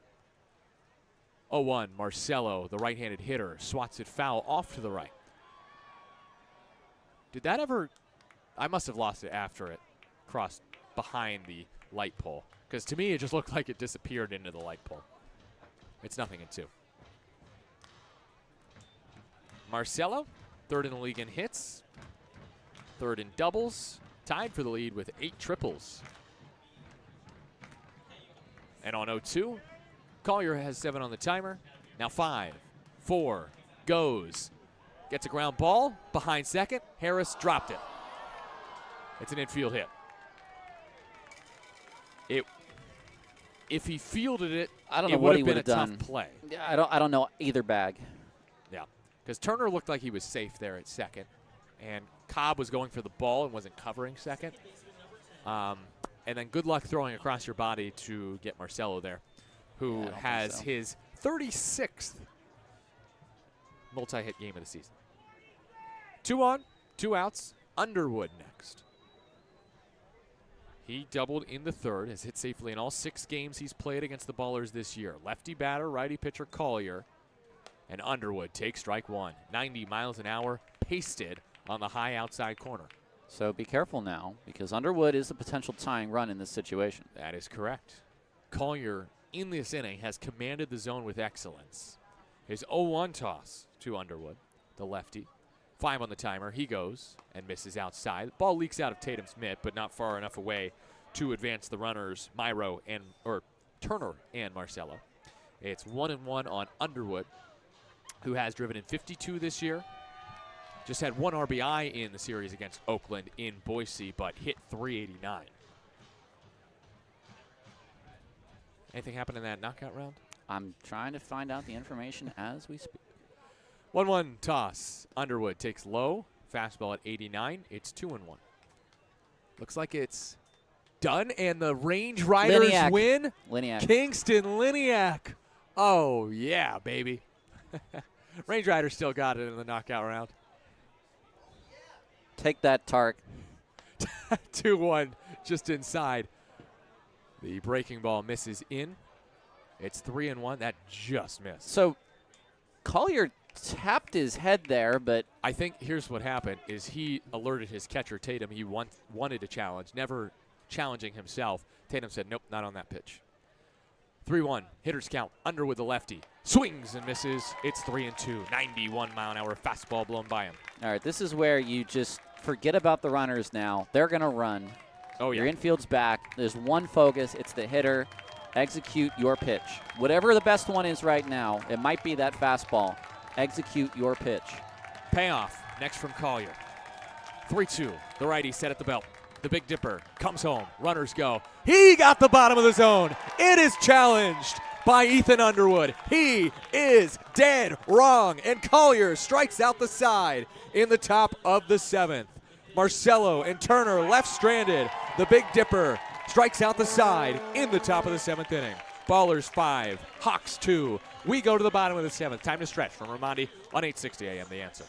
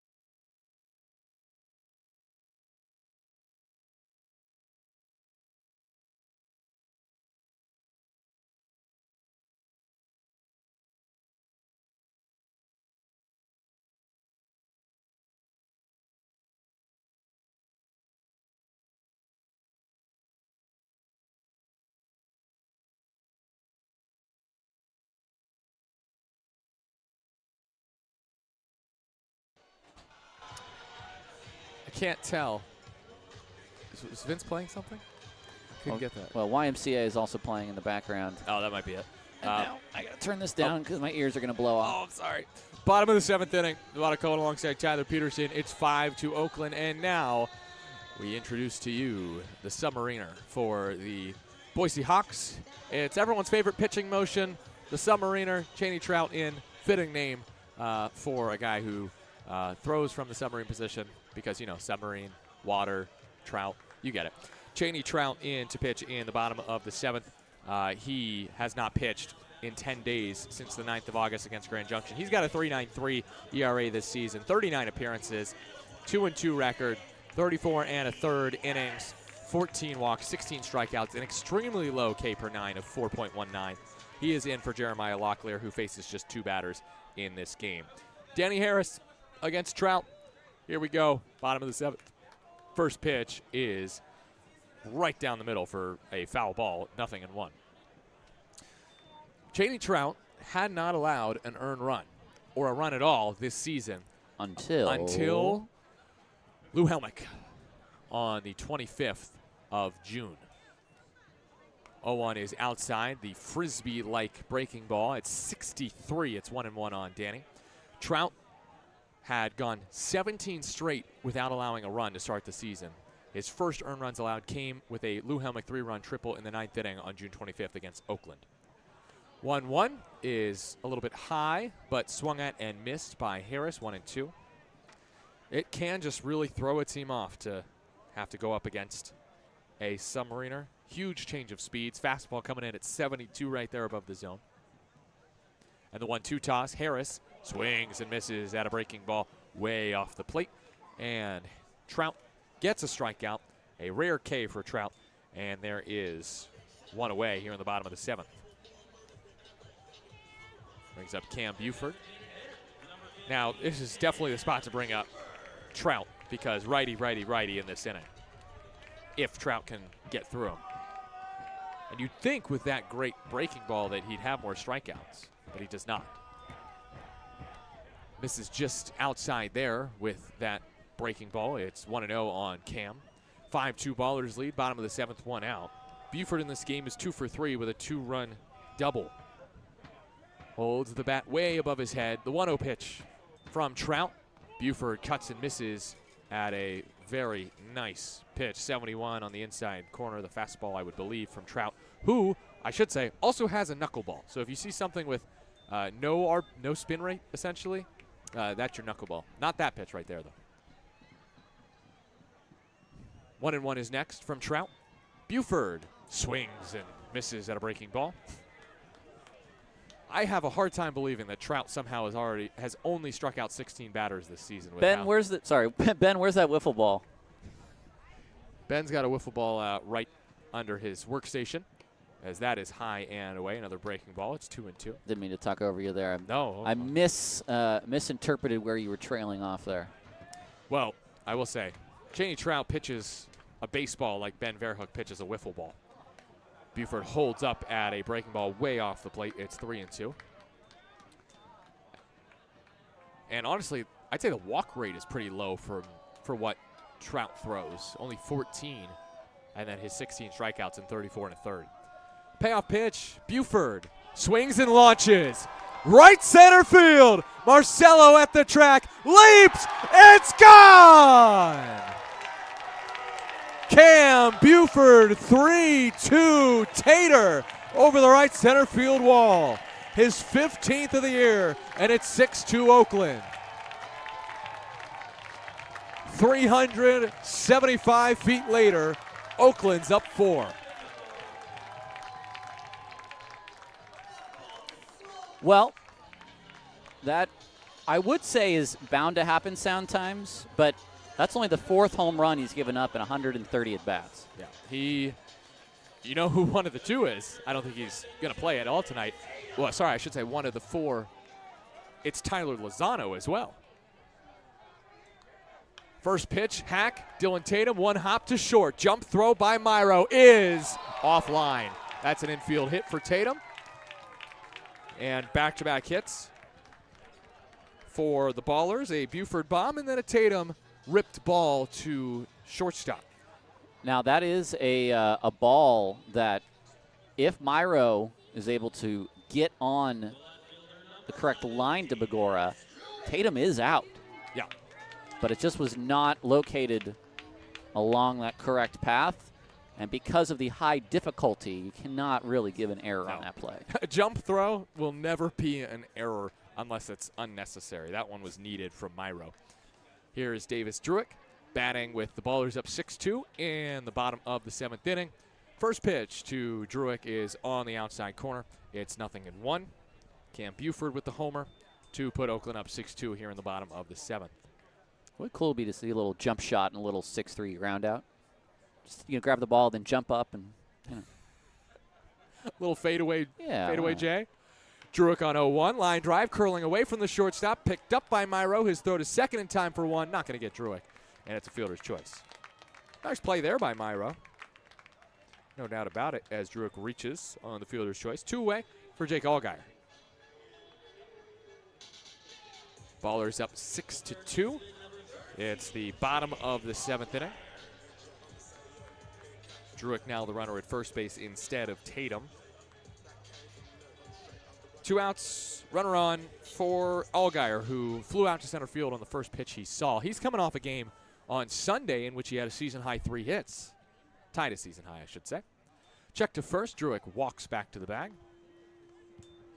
Allgaier in the series at Rocky Mountain, 7 for 22 with 2 doubles and grounded into 3 double plays. It was that kind of series for Oakland. I can say that here because it's impossible here. Allgaier takes outside. It's 1-0. Fastball missed off the plate at 73 from the submarining Trout. I always wondered if Begora was to stand on first and catch a line drive from Allgaier. I guess the out would be the L3 first, even though he was on the bag. Yeah. That's funny to think about. Oh, did he get hit there by 1-0? Oh, Not we got quite. ice on 72. The exasperated Tyler Peterson, everyone. I'm Nevada Cullen. Thanks for tuning in on your Tuesday night. Ballers have struggled on Tuesdays. Is that fair? No, that's not fair. They're 11-2 on Tuesdays. It's Wednesdays that they've struggled, 7-6. Allgaier taps one foul, 2-1. So not really many winning Wednesdays, then. No. Winning Wednesdays has been a bust here at Raimondi. I jest. 2-1 the count on Allgaier. I think there was some confusion with Malik Binns. He thought Jake had driven him here today. 2-1 is off the plate, called a strike. Challenged by Allgaier. He knew it was just low and outside. That's not a bad call from Jason Benson. That did just miss. And Oakland has its first challenge correct. It's 3-1 on Allgaier. Anyways, Binns thought Allgaier was the one to drive him here today. I think it was someone else. Was it Leahy? It was probably Leahy. I cannot believe I spotted the change at third for Allgaier and Leahy. The 2 guys that both wear that same white arm sleeve on that already white right arm. 3-1 is next, and Trout will throw to first.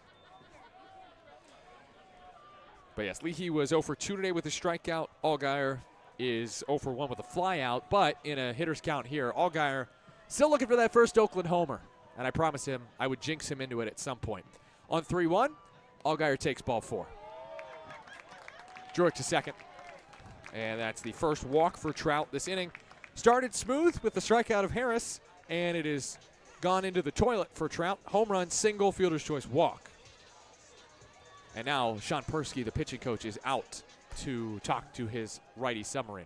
Cheney Trout is quite literally the closest thing the league still has to Kelsey Whitmore. I mean, this is what Kelsey was supposed to do, which is come in, get hitters off of their pace. Now, Trout has an ERA that's sub-4. Yeah, no, he's been stupendous.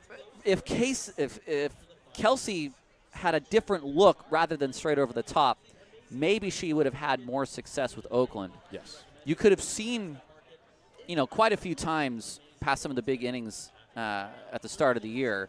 Some of those openers she did were 1, 2, 3 innings and scoreless, but doesn't really drop the ERA very much by just one scoreless inning. Kelsey now killing it with the Savannah Bananas. Killing it with the Savannah Bananas now. The second Oakland baller on that tour. Yep.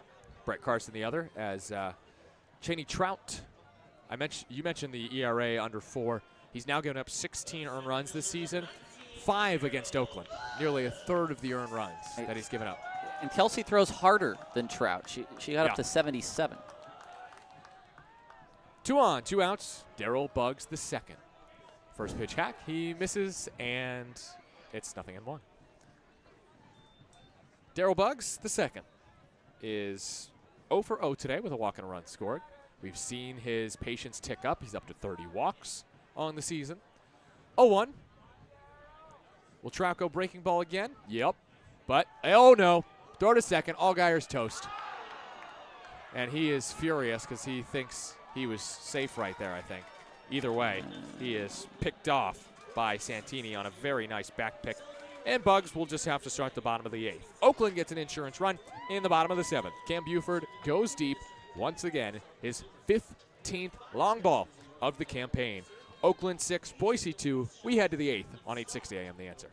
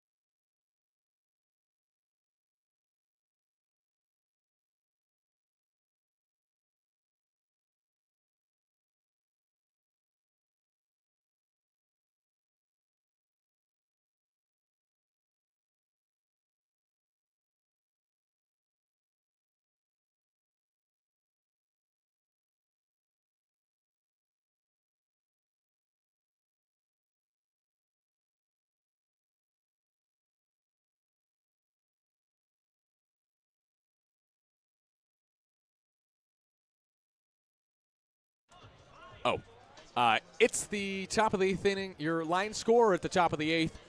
Boise, 2 runs on 6 hits, no errors. Oakland, 6 runs on 10 hits and no errors. And now, to conduct the rest of this broadcast, here is Tyler Peterson. Don't worry, we'll fix that in post. It's the bottom of the 8th. It's 6-2. The Hawks trail the Ballers. Chewy. Connor Richardson is into the game. Richardson, a team low 2.14 ERA among all relievers. 32 appearances, a 4-0 record. 2 saves, 42 innings, 31 Ks. Batters hitting .231 against him. He comes in relief of James Collier, who did throw a scoreless 7th. And not just a scoreless 7th. He stranded 2 on and struck out the side. 1 walk, 1 hit allowed for James Collier. Finishing with a nice fastball at the bottom of the zone to Underwood, catching him looking, causing Boise to lose their second challenge. So Richardson against Darden. The first pitch floats in for strike 1. A big breaking ball, and I think these teams know they can attack the top of the zone with breaking balls in today's game. Jason Venzen's strike zone is his strike zone. The 0-1 on its way to Darden. He takes just off the plate. Did he swing? Grant Myers at first says no. It's 1-1. Darden is 0 for 1. He tapped back to Binns to end the 5th. He's also walked twice. I'm going to make a bold prediction here. Well, let's wait for this pitch first. Of course. The 1-1 on its way. Darden fouls it back. I think Chewy goes 2 tonight. Interesting. He's done it before this season. Sully pitching back-to-back days to end the series in Colorado Springs, and Chewy only pitched 2 games of that entire series. Yes, and I don't think you turn to another right-hander after Chewy. Or, yeah, I don't. Now, that all changes if the Ballers put up a crooked number. Yes, bottom of the that 8th is inning. true. But for now, planning purposes only. It's a favorite phrase around here these days. It's a 1-2 on its way. Richardson throws, and it's strike 3 called on the outside. And Darden is gone looking. Oof. Erased right there by a nice Chewy changeup, grooved over that that outside edge on Darden, and Chewy gives Oakland yet another K as they are up to 13. Here's Max Young-Goldberg, an RBI single in the 3rd inning. He also has 2 strikeouts. 6-2 Oakland in the 8th. One away, base is empty, and Richardson's first pitch is a breaking ball, swung on and missed. It's nice to be back in this. Are we below sea level here at home plate? Whatever it is, these balls finally have break to them again out of Colorado. Yes, there is a tangible difference. You can see the break on the pitches. The 0-1, the breaking ball, that's filthy. That catches the outside corner for strike 2. Chewy, 3 appearances in the Boise series, 1 hit allowed, no runs. Young Goldberg has watched 2 breaking balls. Richardson set again. An 0-2. Setting up low is Tatum, and that dips outside. It's 1-2. They went back to the breaking ball, tripled up on young Goldberg, and that was supposed to, I think, head toward the back foot of the left-handed hitter.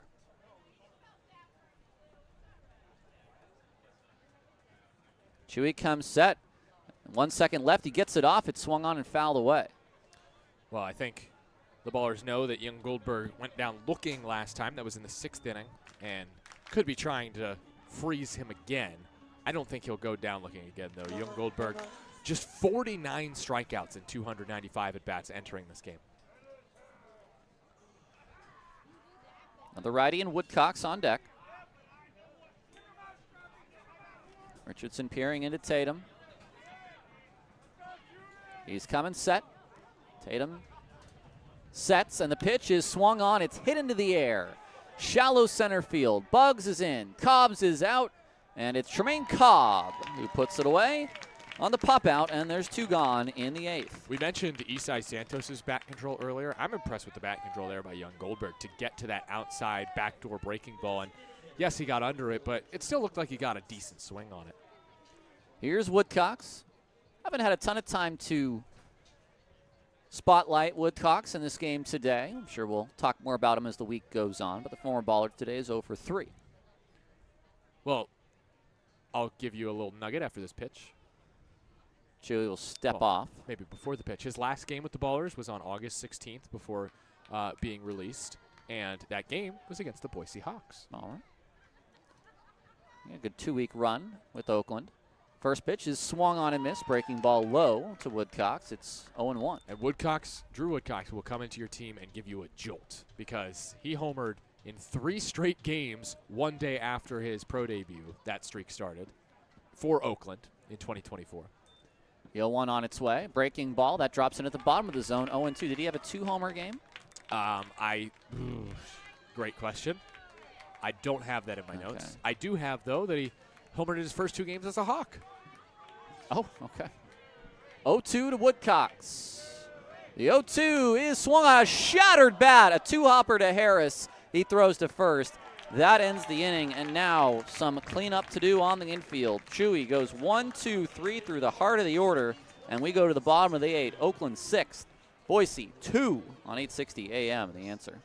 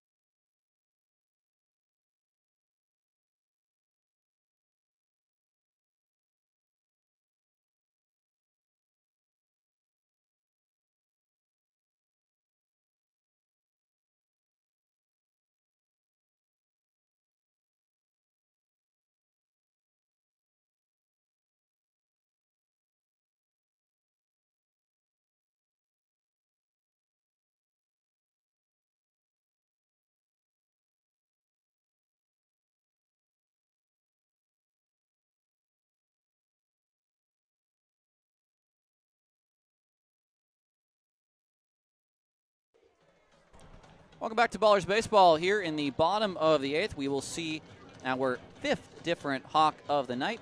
It's the right-hander Mark Lopez Jr. Lopez, I gotta say it's a long list of pitchers. It's a rather high ERA. There we go. Look for 22. I have it now. 3 appearances, 2 starts. the ERA is not fair, so I'll say Yes. it's 14 runs in 5 2/3 innings. He has walked 6 and has allowed 2 hits. Oops, I put in the wrong player just now. I'll fix that. He replaces Cheney Trout, who goes an inning, struck out 1, gave up 2 hits in the frame, walked 1, and gave up 1 earned run on the solo shot by Cam Buford. Bugs, then Cobb, and Santos. Ballers with their final chance to put some runs on the board before the 9th and before Connor Sullivan comes in for a close in a 6-2 ball game. You got Sully up? I got Sully up. First pitch to Bugs is a fastball high and in. There's a couple ballers that I know by their silhouette, and Connor Sullivan's silhouette I can tell from this far. The 1-0 on its way. It's a fastball. It's called strike at the top. They often said Frank Sinatra when he was young could hide behind a microphone stand. The same could be said for Connor Sullivan. Well, also, they do call him the Slim Reaper, so it's fitting to hear that you are identifying him by said silhouette. Lopez throws, pitches outside, 2-1.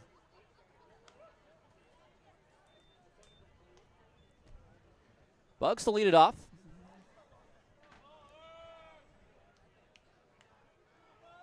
A 2-1 count. He walked in the 6th. Later came around to score. Now he takes inside 3-1.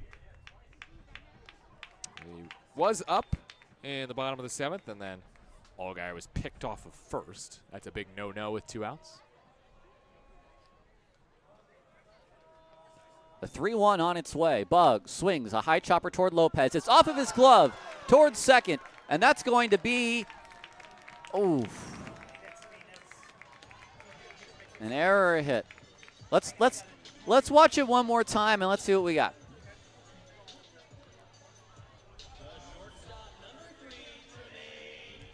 Either way, Bugs is on to lead off this inning. You're going to need the high home angle, I think.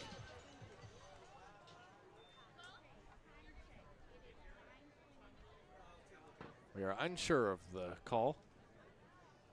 And the first pitch on its way to Cobb is high. Here's the high home view of the previous play. I don't know if Lopez is getting to that per se. We'll take a look. It's scored an error as of now. Oh. There goes Bugs. It's off of the catcher's glove. That's a stolen base. And Bugs has set a new baller's record, 30 steals this year. Can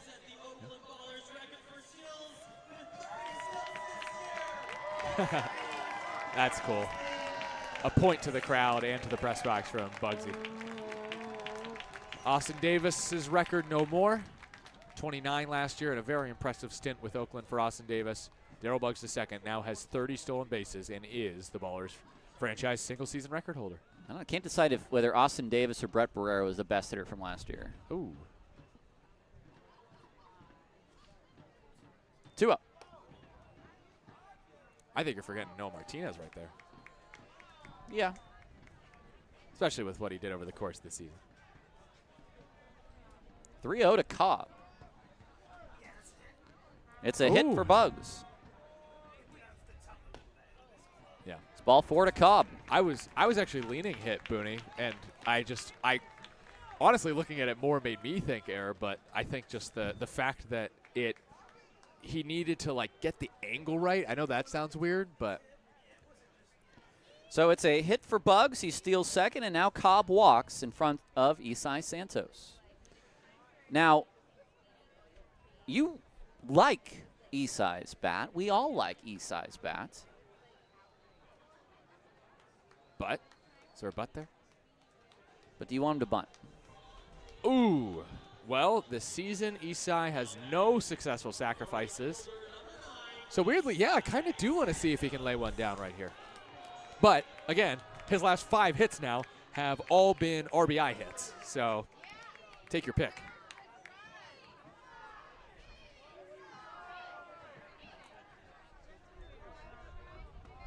The pitch to Santos is a strike to begin the at-bat.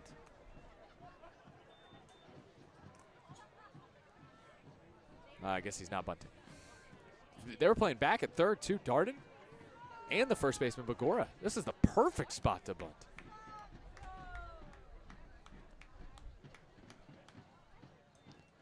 The 0-1 is swung on and foul at the plate. It's 0-2. No longer the perfect spot to bunt.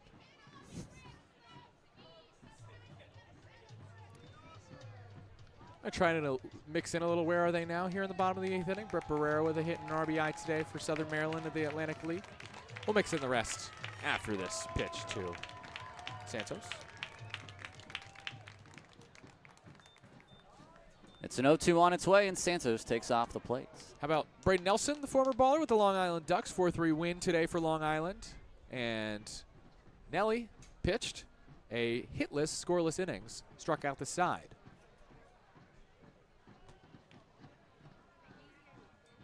The 1-2 on its way is just high. 2-2 the count. Nice take by Isai. So patient. Isai Santos, second most walks on the team with a whopping 43. 2 men on, no outs. 6-2, Oakland leads in the bottom of the 8th. The pitch on its way to Santos, a ground ball up the middle. The shortstop is there. He steps on second. His throw to first is not in time. A nice play by Myro to get 1 out. It's a fielder's choice. The out at second goes 6 unassisted for Cobb, and Santos is on. Over to third goes Darryl Buggs. And that is all you can ask for from Santos with, you're putting a ball in play, slight right side of second base. You would have liked him to drag it a little bit further to the right side so as to advance both runners. Instead, Cobb is erased, and Santos reaches. Here's Christian Almanza. Men at the corners, 1 out. 2 hits for Christian and a walk today. First pitch fastball off the plate. It's 1-0. 6-2 Oakland. They'll take any insurance that they can get. And certainly in a situation like this, you want to be able to say you got 1 out of this. Throw back to first, and Santos runs back to the bag in time. Lopez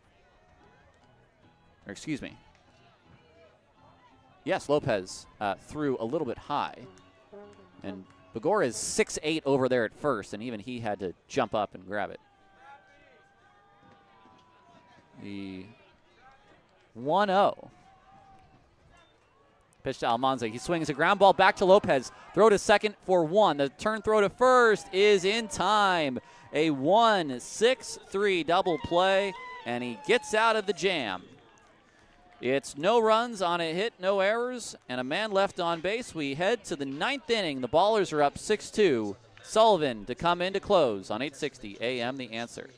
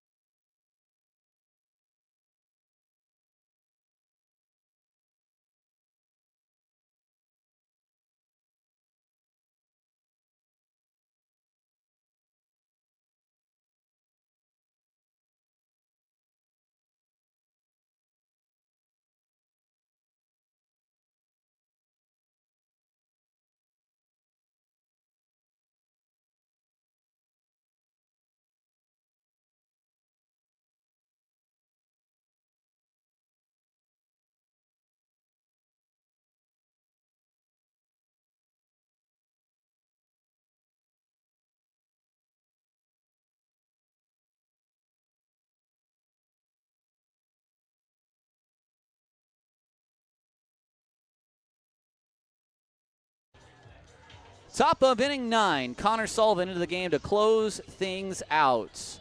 It's the Ballers leading 6-2 here on 860 AM The Answer. Tyler Peterson and Nevada Cullen with you. Sullivan into the ball game. This is not a save situation. He sits just 2 behind the all-time Pioneer League saves record of 18, 1 away from the independent record of 17. But this is a record for Sullivan. He is now appeared more times in a single season than any other baller in a single season. Last year, it was Jake Daly at 35. Now this will be Sullivan's at 36. Sullivan 1-1 this year, a 4.79 ERA. Got that first win just a few days ago in Rocky Mountain. 39 Ks in 35 2/3 innings. His one loss this year is to these Hawks. And he came in the first game of a series in Boise. He replaces Connor Richardson. And Chewy pitched a hitless, scoreless 1-2-3 inning in the top of the 8th with a strikeout.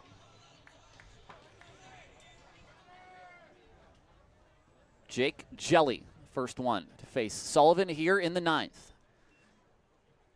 From the windup, the fastball is right down the pipe for strike one, 89 miles an hour. And let me quickly say, I'm going to wrap up Where Are They Now? Because yes, Tyler Davis yes, of the Birmingham Barons yes, picks up his first win at the AA level, 0-1.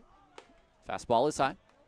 And that is the first AA win for a former baller in their history. Tyler Davis pitched a hitless 9th, I believe. Yep. And then Birmingham walked it off. Next pitch is down low.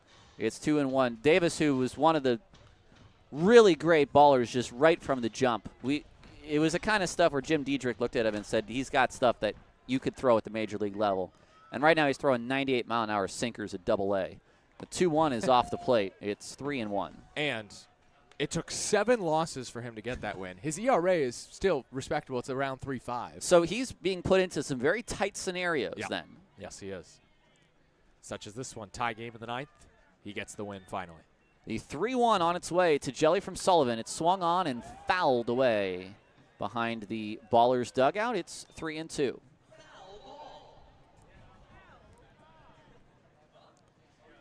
Jelly and then Begora with Santini in the hole. Potential pinch hitters on deck, maybe. The 3-2 on its way to Jelly. It is swung on. It's in the air. Almanza at first, drifting into foul territory, will put it away for the first out. And this is the Sully that we saw in Colorado Springs on Sunday because, 90 fastball, top of the zone, great pitch, and inducing weak contact. On Sunday, all 3 outs he recorded were on weak fly balls to right field. That'll bring up Jeremy Begora. He is 0 for 2 today, 2 strikeouts. He also, the 0-1. Fastball at 91, looked like 95 after 78. It's right down the pipe. Begora half swing. It's 0-2. Now Sullivan from the windup. He works quickly in this at bat. Dips, kicks, fires, and the slider is low. 1-2. Bases are empty. Ballers are up 4.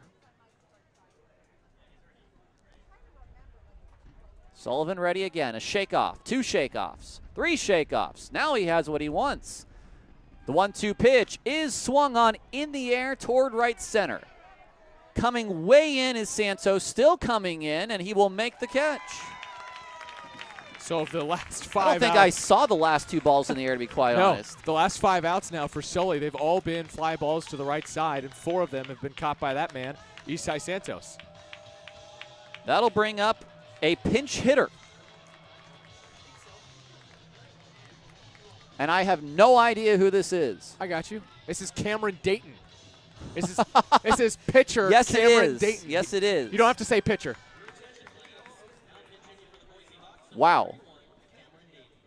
Okay. And he had Two-way. a pinch hit double the other day in Yuba Center.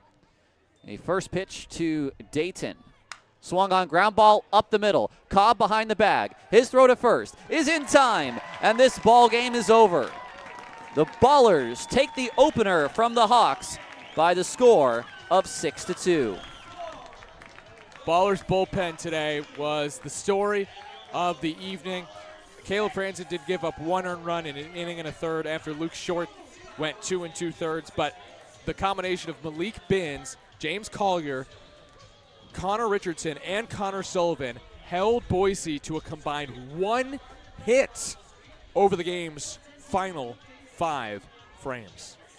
Malik Binns is going to pick up his first Ballers victory with 2 scoreless innings on a scorer's decision today.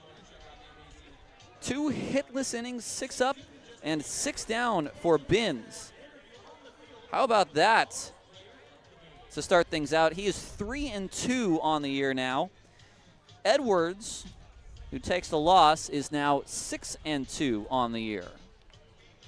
What a job by the new right-hander, and that is going to make some friends in the clubhouse and in the stands as well.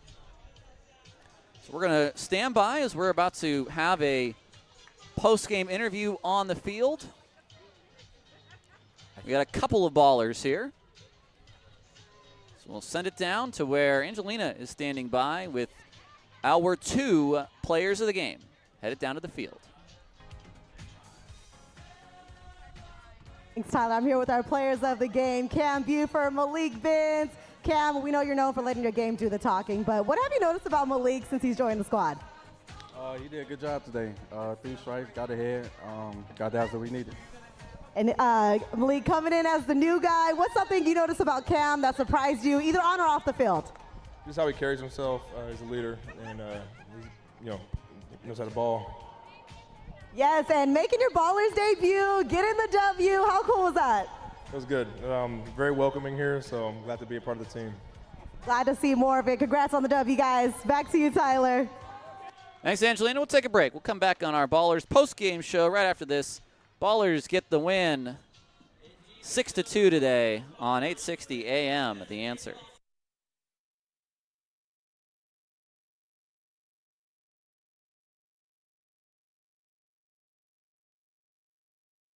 We'll do 2.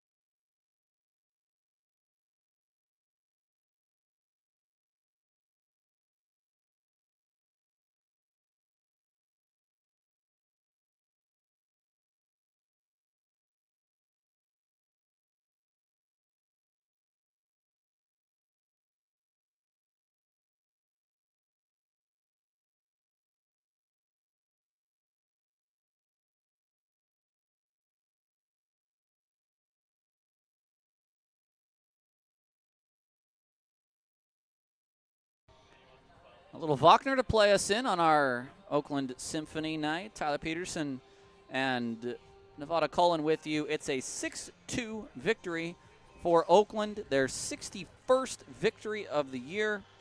2 runs on 6 hits, no errors for the Boise Hawks.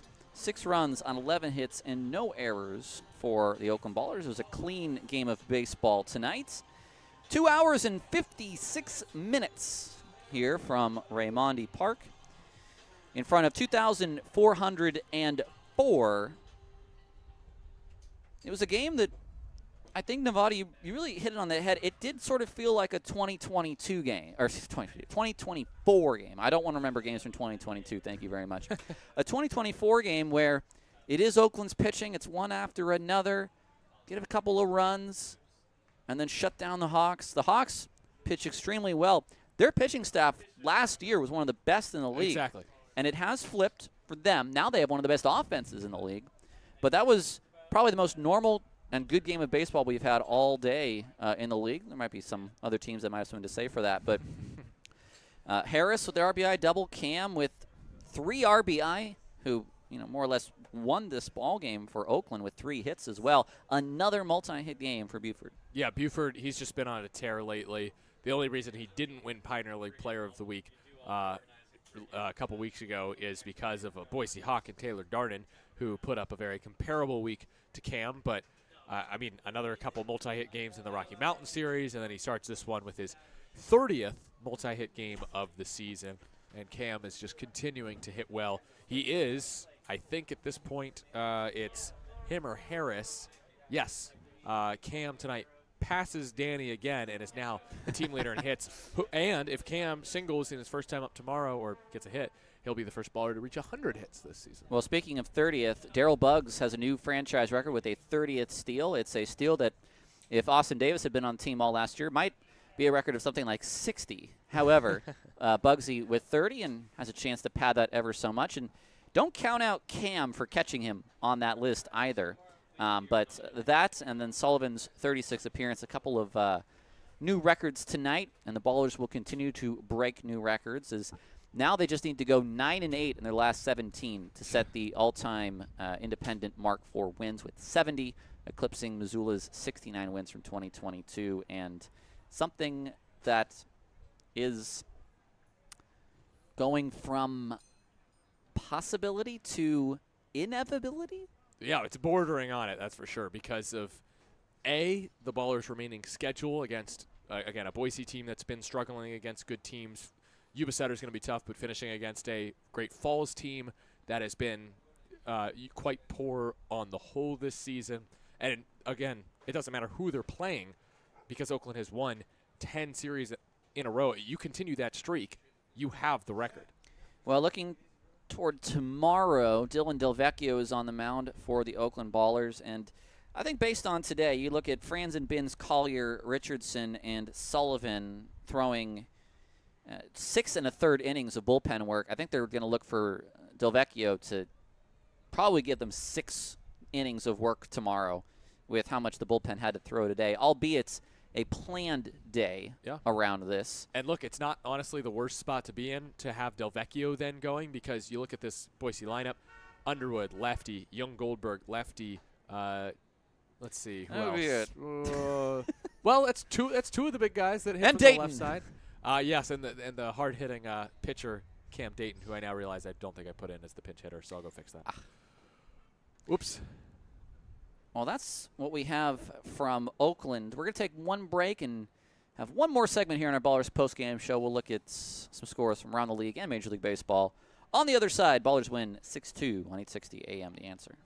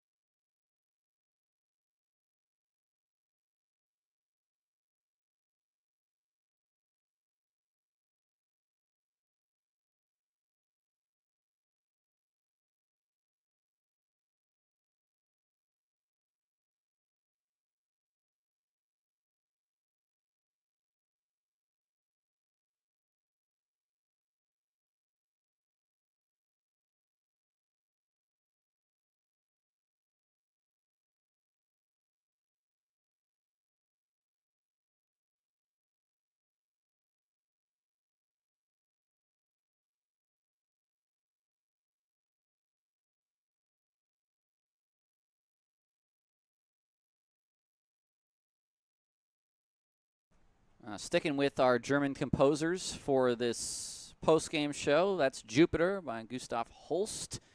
I also like Mars. There's a whole suite of the planets. Nice.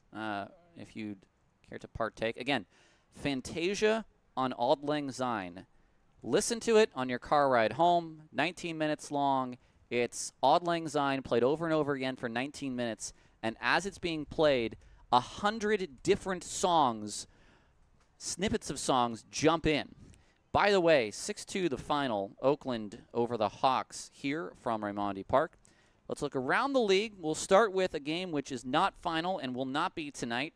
In the top of the 5th, right before a game could be called final, the Paddleheads have a game suspended against the Chuckers. 4-3, the Paddleheads leading, so they could not finish off that top of the 5th to get a win. Instead, the game will be continued tomorrow as a 9-inning ball game and then have a 7-inning game played after it. That is a series of much import, and so it'll affect the rest of the league. Let's see how else the standings were shaken up tonight. How about Rocky Mountain 16, Ogden 12. Jesse Cook has already sent out his story. Largest hit total of 2025 gifts, vibes, back and forth win in Ogden Series opener. 22 hits for Rocky Mountain tonight. Grand Junction, a 10-6 win over Colorado Springs. That game being played in Grand Junction. The Voyagers are spoiling any inclinations that the Mustangs have that they are in this. A 14-8 final in Great Falls. The Range Riders, Kingston Liniac beating Gio Brusa 3-2 in the knockout round. I wonder which side of the plate Brusa hit from. I'm going to guess the right side of the plate out at Glacier, so as to not take on the high wall. Yeah, that sounds right to me. So Liniac beats him with a fly ball to left center field, 3-2 in the knockout round. That is a big win for Glacier, who still want to think they're in it. And that's a big loss for Yuba, who just won 5-6 against the Boise Hawks, who lost tonight here in Oakland. Well, don't look now in Major League Baseball, but the Cubs are starting to catch the Brewers. A makeup game turns into a doubleheader, and the Cubs sweep the double dip against the Brew Crew in Chicago. Padres over the Giants today, 5-1. Sorry. Nick Pivetta improves to 13-4 this year. He's been exceptional for the Padres. D-backs beat the Guardians today, 6-5 in Arizona, where at Chase Field, Tyler, I'm sure, attended a few baseball games back in the day. Oh, yes. Dodgers beat the Rockies 11-4 on the road. Reds went on the road and beat the Angels 6-4. The Royals victorious over the Rangers 5-2. Yankees beat the Rays 13-3 on the road. Braves at home, late surge, come back and beat the White Sox 11-10. The Orioles beat the Red Sox in 11, 4-3. Samuel Basallo, the game-winning RBI, one of the Orioles' top prospects. 6-4 win for the Phillies over the Mariners. Joan Duran picks up his 22nd save of the year. 8-1 Mets over the Nats. The Cardinals beat the Marlins 7-4. The Blue Jays over the Pirates 7-3. Max Scherzer picks up his 4th win of the season for the Blue Jays. Tigers blank the Astros in 10, 1-0. Will Vest picks up his 6th win. I did not mean to click on that. Who won the game in the 10th? It was a walk-off walk for Gleyber Torres. That'll give me exactly 1 point in fantasy. Thank you, Gleyber, for that. And your final from tonight. The A's beat the Twins in Minnesota 6-3 with a save for one Hogan Harris, his first save of the season. Yeah, Hogan Harris, a second-year A, third-year A, something like that. He was drafted in 18. He's been up with the club for a couple of seasons. Debuted First in 23. as a Oakland Athletic, and then as a Oakland Athletic of West Sacramento. They don't have a name, so I can call them whatever I want. Well, that's it for us for tonight. Now, tomorrow, set your clocks a little bit earlier because it's a 1:05 first pitch. It's Cal Day at the Yard. Da-da-da-da-da, da-da. And Oski will be here. The Cal football team is going to have a few members of its squad throughout the first pitch and all types of Straw Hat festivities as well. Well, I wrote everything down and then I squashed it all up. For Vince, Gage, and Ben, our 3 operators tonight, getting us on the air in different capacities. I want to say thank you to them. For Nevada Cullen, I'm Tyler Peterson. We hope you've enjoyed this presentation of Oakland Ballers Baseball on 860 AM The Answer. I don't know what Nevada's litany is, but I'll just say thank you to everyone who chimed in and helped us out tonight. Tobin is leaving us in a day. Tobin Hastahaja. We'll give him a shout-out, and the rest of our social media team. I am still on the air. And we are about to be off the air now, though. Thank you so much for tuning in. We'll see you tomorrow at 1 o'clock pack time here on 860 AM and Answer. Once again, the final score, Oakland 6, Boise 2. Enjoy the rest of your Tuesday evening.